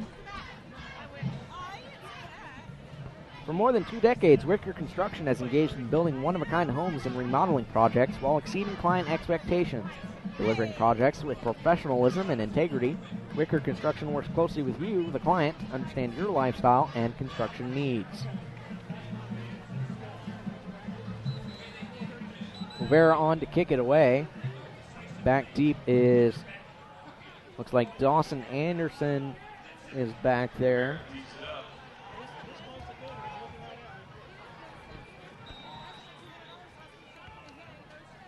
And I cannot make who the other player is, but we'll find out here momentarily, especially if it's kicked towards him.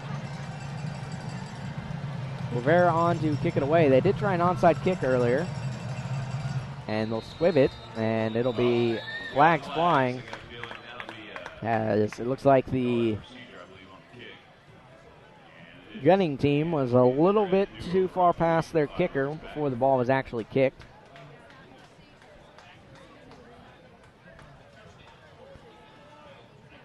So it's Anderson and Yeager Barnett back deep to return for Plainfield. Not sure how much yardage is lost on that penalty. Looks like maybe 5. So it'll back them up to their own 35-yard line from their own 40. So just a 5-yard penalty, which in the kicking game can be huge, but we'll have to wait and see.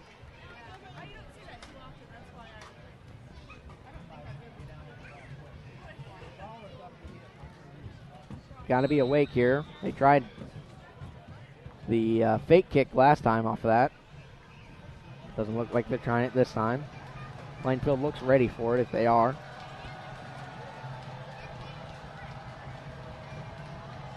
So Guevara's kick is a straight ahead squib kick. That's fallen on, caught at the 45. The catch was made by Michael Papas. It's a sophomore, 175-pound, 5'11".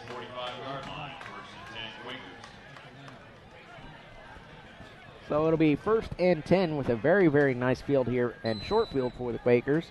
They'll start on their own 45-yard line at 1st and 10.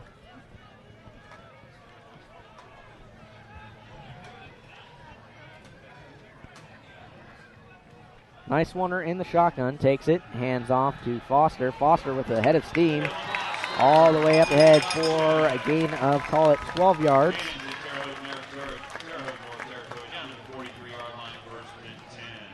That puts him over 200 rushing yards on the night.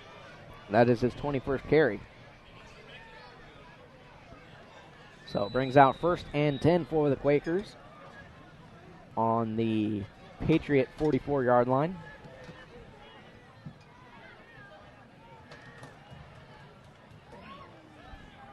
Three receivers set to the near side, one to the far side for Niswander in the shotgun.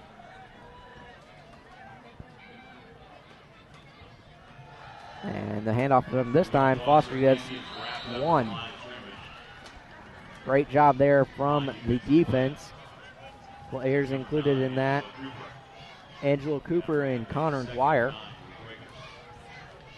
So that'll bring out 2nd and 9 after the 1-yard gain. Foster will check out of the game, and Maple will check in. Foster thus far been a major workhorse for the Quakers. 9 minutes left to go here in the 4th quarter. Quakers up 27-24 over the visiting Terre Haute North Patriots. Man in motion is Dawson Anderson. Niswander takes it, flags fly, and caught on the left side to Clayton White.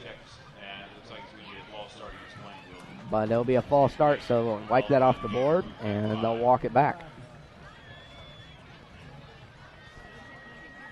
Now Lawrence North Brownsburg scored. Lawrence North 27, Brownsburg 21. So Lawrence North has made a comeback against Brownsburg, and they now lead 27-24 in that game. Got a score update here in the press box. Our own Lex Zorn is at that game, I'm sure, with Chris Worley and Rob Kendall. Brian Scott and the coach doing the Avon Ben Davis game. So lots of good action here on Audio Sports Online tonight here in Hendricks County. So it'll be 2nd and 14. Ball on the Patriot 47. Quakers driving. Another man in motion. It's a jet sweep to Dawson Anderson. He's got room to work with. Cuts up. Field has room to go all the way to the green. 20, 10, 5. Touchdown, Dawson Anderson. He was not going to be touched on the running sweep from 47 yards out. That's a 47-yard rush for Dawson Anderson, his 2nd rush of the night. And that's going to be a touchdown when the defense is that lax on the jet sweep. I don't know what it is, but we've seen that jet sweep feature in this offense 2 weeks in a row, and it is paying dividends.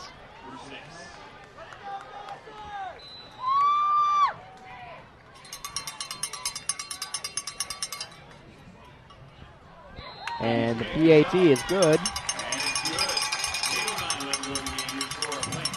8:09 in the fourth quarter. And that makes the score 34-24. Plainfield up again by 10. For all your pet care needs, visit the Animal Clinic of Plainfield at 2324 East Main Street in Plainfield, directly across from the Super Walmart Garden Center. Dr. Deckard and his team of dedicated doctors and staff know just how important your pets are to you, and they will work hard to keep them healthy and happy for years to come. For more information, visit their website at www.animalclinicofplainfield.com or call to set up an appointment at 839-8154. And be sure to like them on Facebook. Located at 2683 East Main Street, Suite 113 in Plainfield. At Beefcakes, we can provide your burger to eliminate your hunger. Come join us and maybe even get a round of cornhole.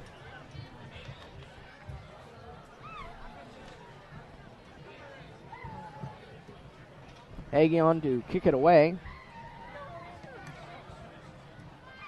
Shefke and Happney back to return. Or check that, that's Grimm and Happney back deep to return.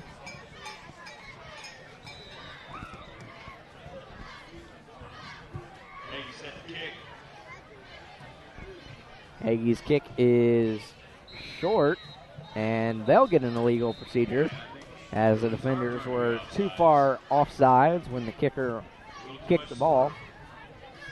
You don't see that too often in college or professional. Sometimes I haven't seen it as much as I have tonight. I've seen it twice so far here tonight. Typically, you don't see it too much. So it's our turn to move it back 5 and try it again. So the ball will be placed at the 35, and they'll re-kick it.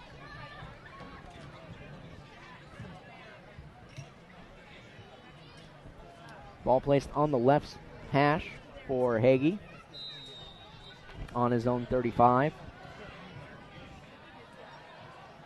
And he gets a big boot in this one. It'll back him up to about the 10. Fielded by Graham. Gets to the 20, 25, 30. Flags fly as he flies ahead to about the 39. We'll check what the flag is. See if it was a returning penalty.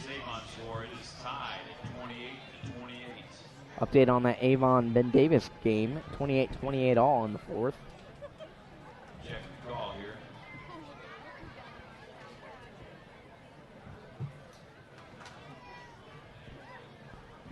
Still no indication what the penalty is. He's holding on the return team. That'll take it back 10. So that'll take it back 10 from the spot of the foul. 34-yard line. So since it was at the 32-yard line, looks like they'll back it up to about the 24. That's where the Patriots will start their drive. Down 10 with 8:04 left to go.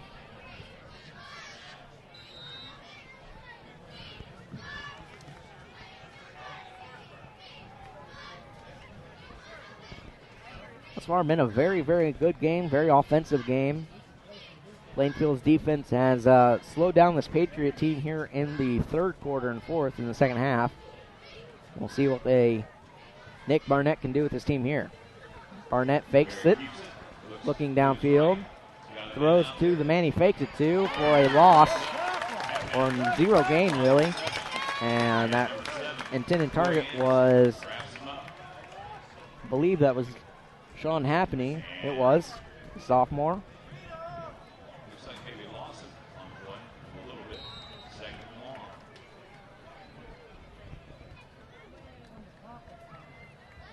So check that. They actually lost to. They didn't get back to the line of scrimmage on that one. So it'll be 2nd and 12. Barnett takes it, looks downfield, looks to throw, looking, evades pressure, evading pressure, looking downfield, and he'll get rid of it, and it'll be an incompletion. Intended target that time was Nathan Barrett.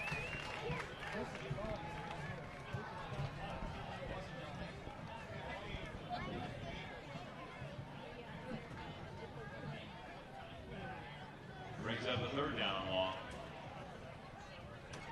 So that'll bring out 3rd and 12. Ball still on the 22. 7:18 left to go in the fourth. Plainfield could really use a stop here. And the crowd knows it as they continue to get to their feet here at Plainfield High School. 3 receivers near side, 1 to the far side. Barrett takes it, looking downfield, pressure, steps up, evades it, looking to the left, has a man open, finds him at the 45, and that's Grimm, gets to the 40, the 30, before he's finally knocked out. He'll be out of bounds at the Quaker 30-yard line, so a big strike that time from Barnett to Grimm for a major gain. Gain of about close to 40 yards. So it'll be first and 10. First and 10 at the Quaker 30-yard line. 3 receivers to the right, 1 near side. Barrett takes it, rolls to the right. Pressure coming from the behind. Looking, and Happeney will have it for the catch of a 8-yard gain, possibly 9.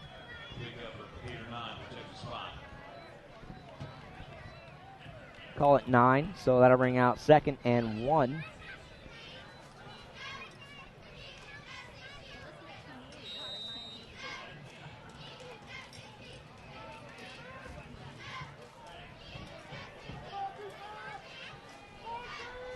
Barrett takes it, will keep it himself, runs ahead, evades tacklers, gets to about the 13 before he's brought down.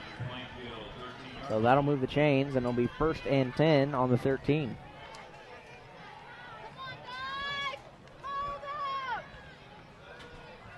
.6:24 left to go in the fourth. Plainfield up 10, trying to stave off this Patriot attack here late in the fourth.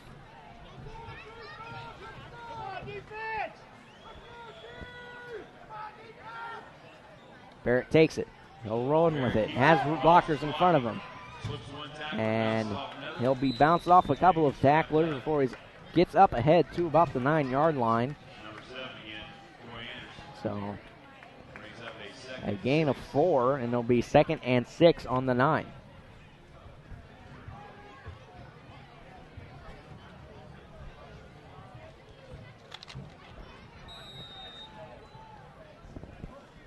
Patriots getting their calls in very quickly now. Barrett takes it, rolls to the right, rolling to the far side, looking, lofts one up, and just throws it out of bounds. So I'll make it 3rd and 6. Great coverage that time from the Quakers.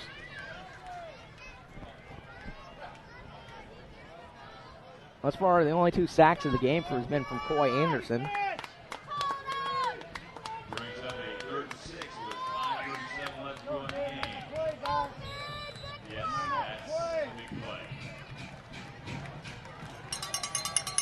And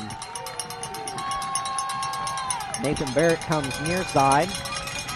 To the far side is happening. High formation. Barrett will go under center. They'll hand off, take the hand off to Graham. Has pressure behind him. Looks downfield, throwing. And it'll be caught for a touchdown. Happening there on the reception.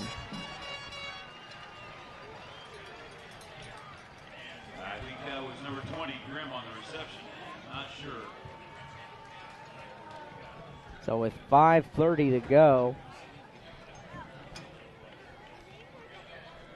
Barrett finds Happeney from 13 out.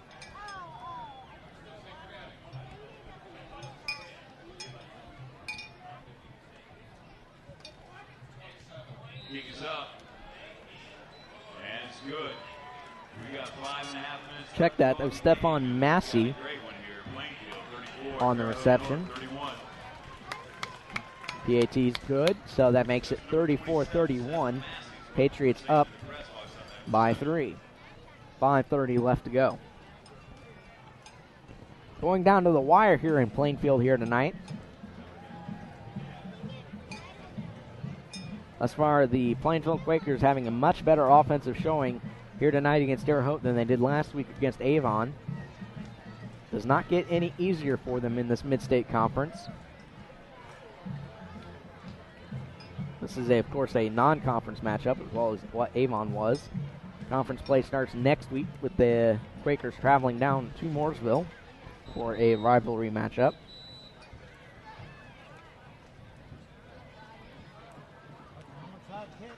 Jaeger Barnett back deep to return. He's the only one back there. No Dawson Anderson.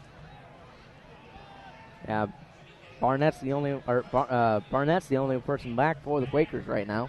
Number 2, Rivera tees it up.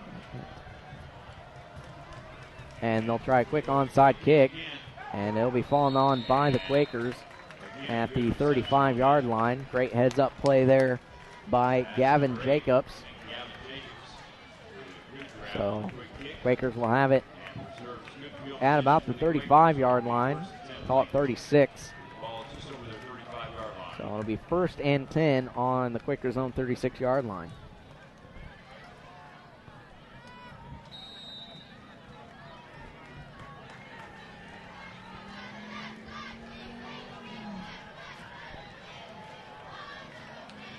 Three receivers near side, one to the far side. Nice wonder in center. Ritter, the man in motion. Handoff goes to Foster, who gets ahead for a gain of, call it 3 before he's met and brought down.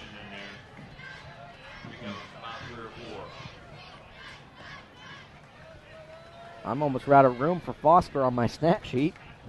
He now has 23 rushes on the night.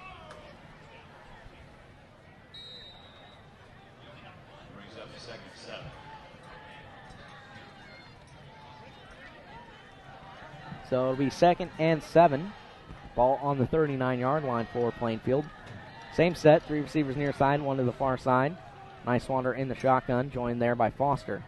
Nicewander keeps it. Quarterback keeper gets ahead to the first down marker. And should be enough for the first down. We'll see where they spot it. So a 7-yard rush from Nicewander. And they'll mark it as a first down. So the 1st and 10 on the 46-yard line, Plainfield's own 46-yard line.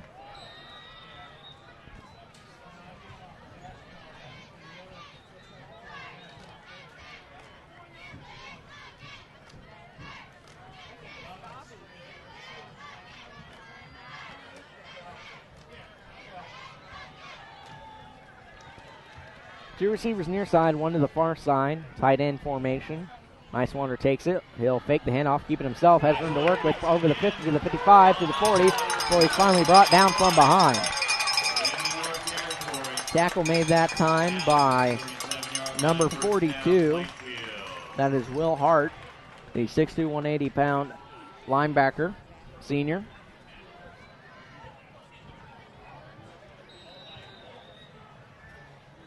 So a good pickup of, call it 17. For Nicewander on the quarterback keeper. So it'll be 1st and 10 on the 37-yard line in Patriot territory. 2 receivers either side. Nicewander sends a man in motion. That's Anderson from left to right, and Anderson crossed the line of scrimmage before the ball was snapped. So it'll move it back.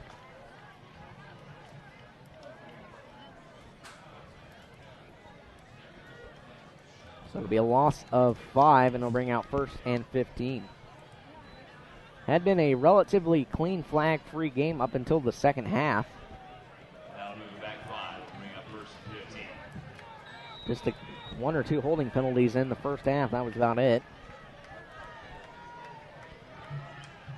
Clock continues to roll. We're at 3:40 left to go in the 4th. Quakers lead by 3, 34-31.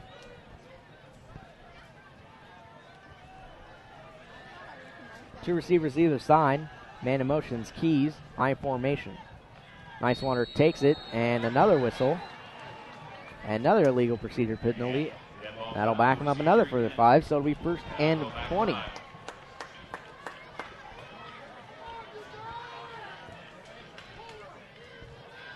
Really don't want to see silly mistakes like this late in the game. It could cost them.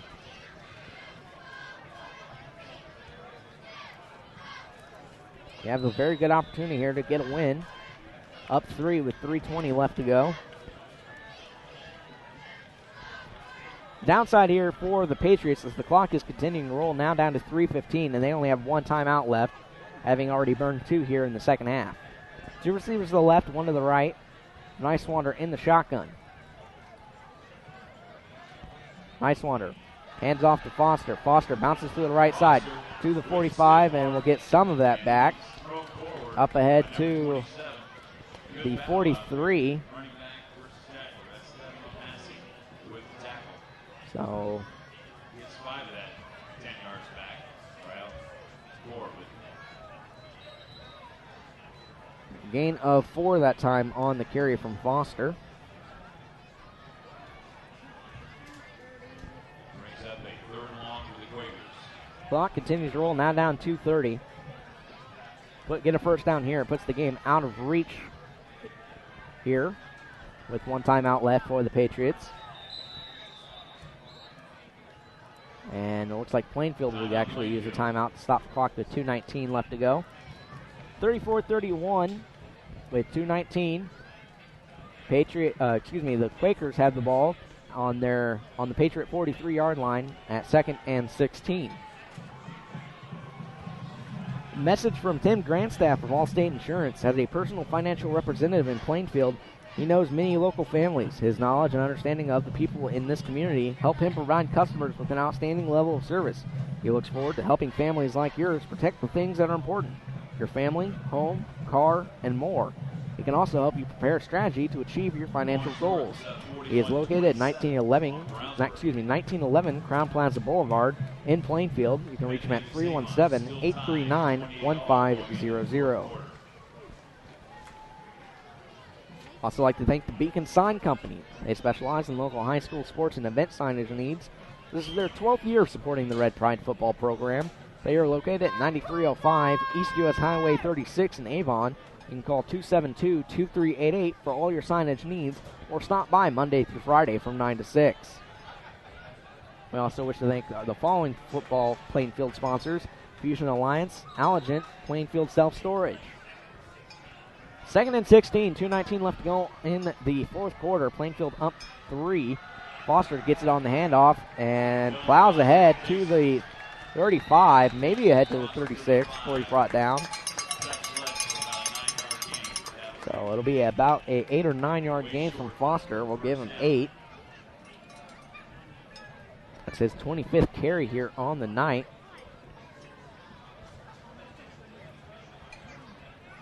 And Plainfield uses another timeout. Or check that. Terre Haute uses their final timeout. So that leaves them with 0, and Plainfield still has 1.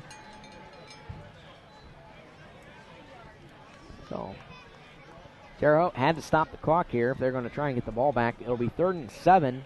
Ball on the 35. Upcoming is a big play. If Plainfield gets this first down, it'll put the game away. But you got to get 7 yards to do it. The penalties have really pushed Plainfield back into this position. And we'll see if they're able to get out of it here. If you're Coach Woodard, I'd imagine Nicewander's been throwing the ball fairly well, but Foster's also been a workhorse. The question is, how tired is he? Do you think he can get you 7 yards, or do you put the ball in Nicewander's hands? Got it. We got 2:12 on the clock. Check that. They're moving the clock from 2:09 to 2:12. And the other option is Nicewander and Dawson Anderson. Anderson's got 5 catches on the night as well as a touchdown. He's looked very, very good as well. As play resumes, we do have 2:12 left to go in the game. Plainfield ball. 3rd and long 7. He's got about almost 50 yards on the night. Actually, a little bit over 50 yards on the night for Anderson. 2 receivers near side, 2 to the left. The game on the line here. Nicewander in the shotgun. Man in motion is Dawson Anderson. Put it in Anderson's hands, and he'll be short. Gain of about 4 on the carry. Bring up 4th down. Down to the inside the 31-yard line. Brings up 4th and 4.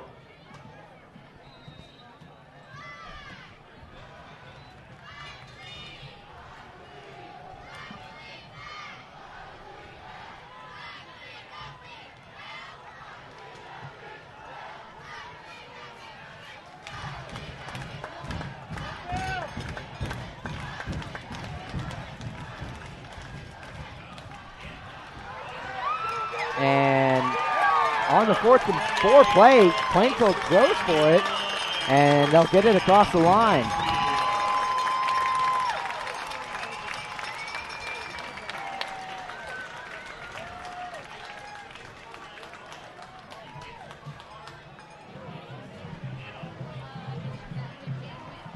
Busy updating my stat sheets and almost missed that play.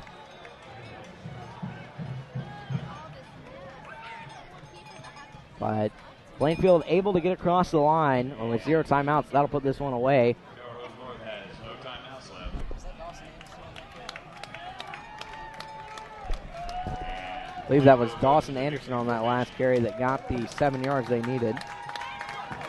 Colin Nicewander takes the knee. And Nicewander will take a knee as they put this game on ice. And the home crowd here is loving it.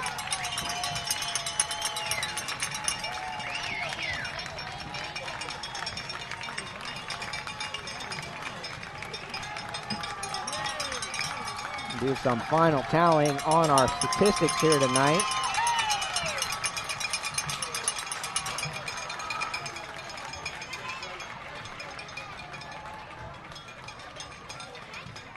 When we come back, we'll have the final statistics as well as a review of the scoring breakdown. You're listening to AudioSportsOnline.net coverage of Plainfield High School varsity football.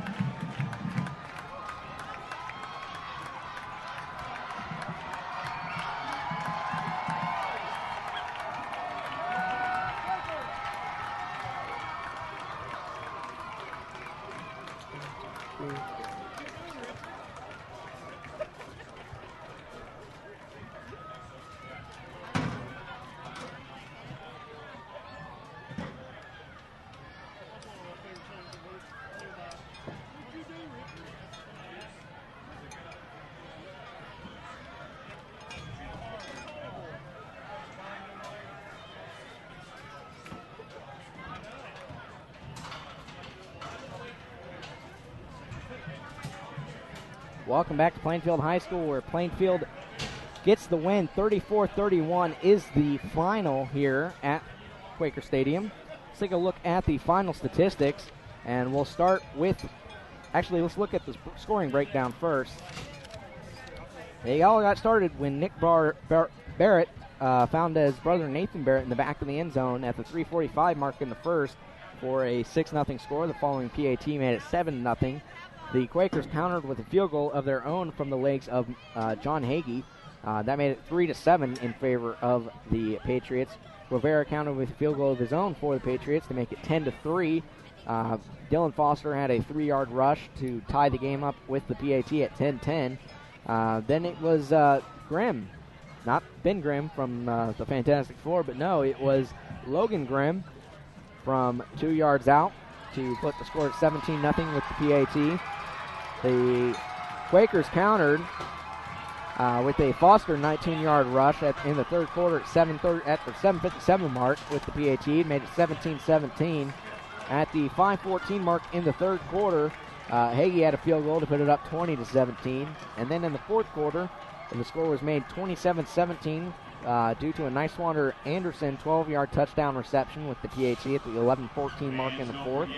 And then the Patriots countered back to make it 27-24 as Barrett found Happany in the end zone for a 34-yard reception with the PAT. It was 9:56 in the fourth. And then Dawson Anderson had a 47-yard breakaway rush in the 8:09 mark of the fourth quarter with the PAT good to put up Plainfield up by 10 at 34-24.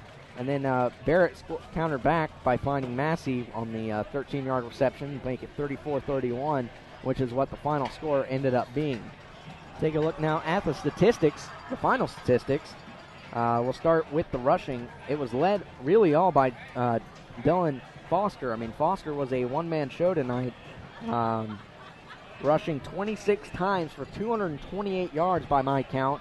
Like I said, these are unofficial statistics. I'm not a statistician by any stretch of the measure.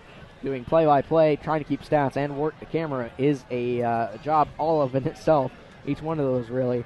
But according to my count, he had 228 yards. Nicewander had a very nice day rushing the ball as well. He had 7 rushing attempts for 71 yards. Jacob Maple had 16 yards on 4 rushes. And then Dawson Anderson had 3 rushing attempts for about 57 yards. In the passing game, Nicewander was 6 of 10 for 91 yards. And then in the season game, it was all Dawson Anderson. He had 6 receptions on the night, including 1 for a touchdown. And he had 91 total receiving yards, as well as that rushing total. It was a very, very nice 3-man offensive game here for the Quakers tonight between Nicewander, Dylan Foster, and Dawson Anderson. Defensively, there was a couple of nice plays. Coy Anderson had 2 sacks on the night of Nick Barrett for the Patriots.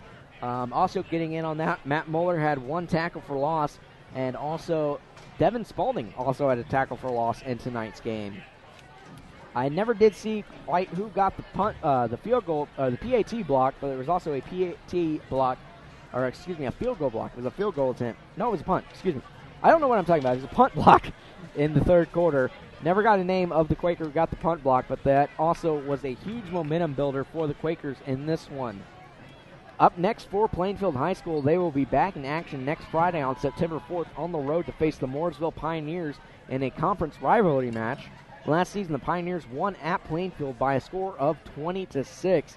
Audio Sports Online's own Lex Zorn will have the call for that one. We want to thank you for enjoying Plainfield Varsity football on AudioSportsOnline.com. This broadcast is brought to you by Impact Insurance Restoration, Wicker Construction, Fusion Alliance, Allergent, Animal Clinic of Plainfield, Plainfield Self-Storage, Allstate Insurance, Tim Grandstaff, Beefcake Burgers, and the Beacon Sign Company.